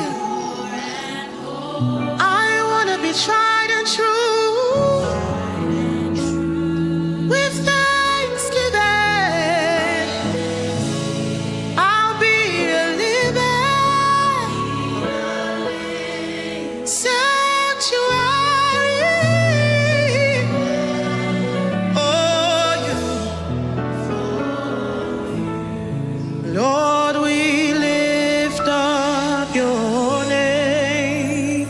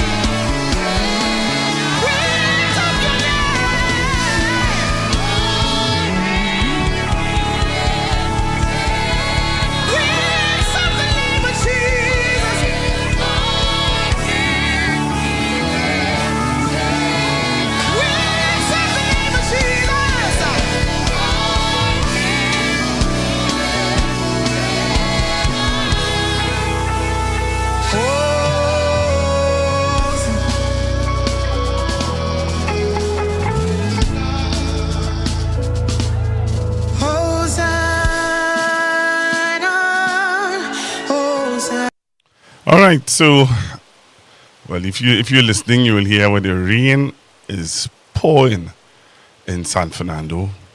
Right now, the rain is falling. All right, let me say thank you again to all of you on the live. Just going to share some information with you guys, and then we talk later on this evening at 8 p.m. Apostle Dr. Corey K. Grant. Oh, when the river flows, it will bring every dead thing to life. Because he is Yahweh, Alpha and Omega.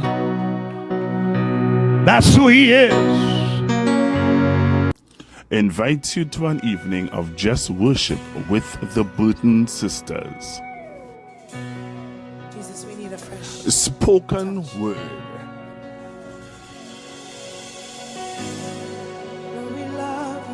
Ministry in dance with Faith Over Fear dance team. Come and be ministered to by several worship teams. An evening of just worship at Life in the Word Prophetic Cathedral at 166 Pointe-a-Pierre Road, Fistabella, San Fernando. See you there. breathe new life in us. Pour it out.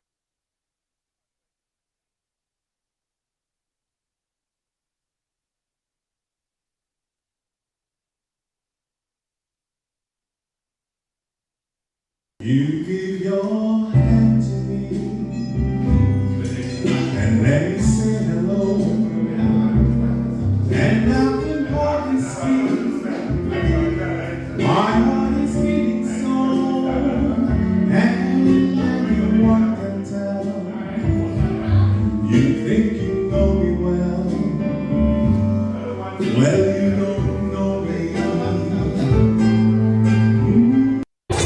Hey guys, I am Nigel O'Connor, a singer for all seasons. I am that voice that moves you for every occasion. I am that voice that celebrates life moments one note at a time. I am Nigel O'Connor. You can contact me at 783-0054 or 754-3154. And oh yes, that's me singing in the background. Now the days I'm not speaking so.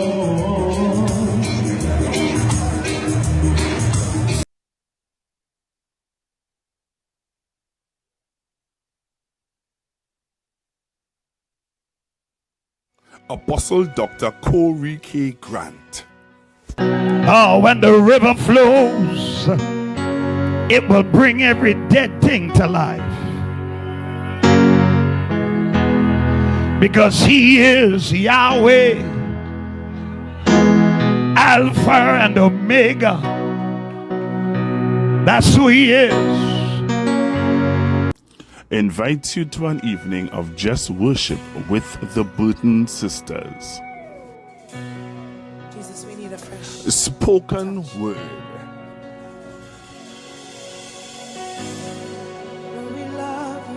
Ministry in dance with Faith Over Fear dance team. Come and be ministered to by several worship teams. An evening of just worship at Life in the Word Prophetic Cathedral at 166 Pointe-a-Pierre Road, Fistabella, San Fernando. See you there. breathe new life in us. Pour it out. Hi. So a lot of people have been asking, where is Haley by Wendy? So anybody confused? That's okay. Don't be too concerned. We didn't move too far. Only from Matilda Princess Song to High Street Princess Song. I saw a video showing how to exactly get to us.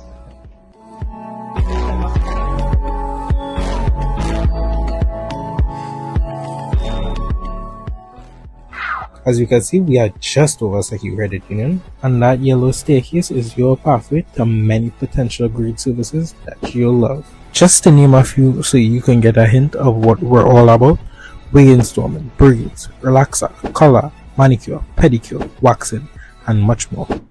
Do you want to book an appointment with us? If so, message us on our WhatsApp at 868-331-9747.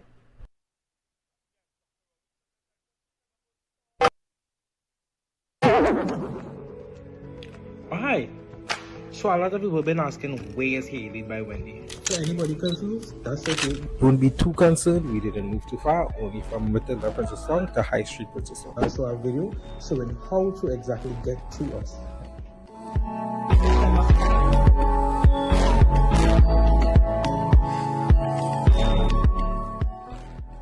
As you can see, we are just over Secure Credit Union, and that yellow staircase is your pathway to many potential great services that you'll love. Just to name a few so you can get a hint of what we're all about: wig installment, braids, relaxer, color, manicure, pedicure, waxing, and much more. Do you want to book an appointment with us? If so, message us on our WhatsApp at 868-331-9747.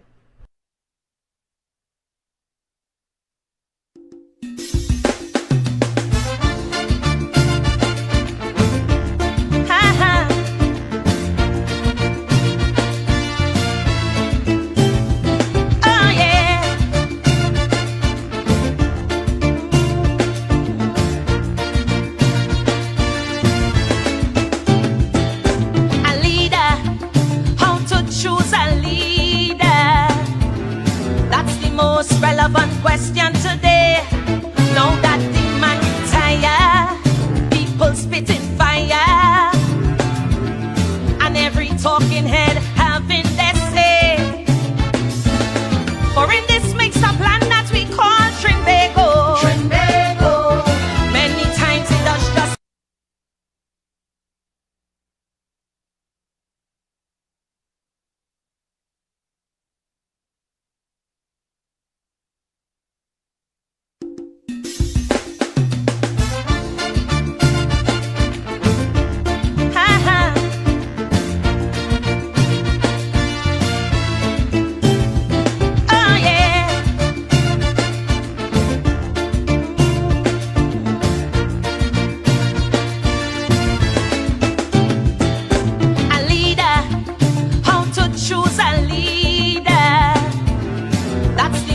relevant question today. Now that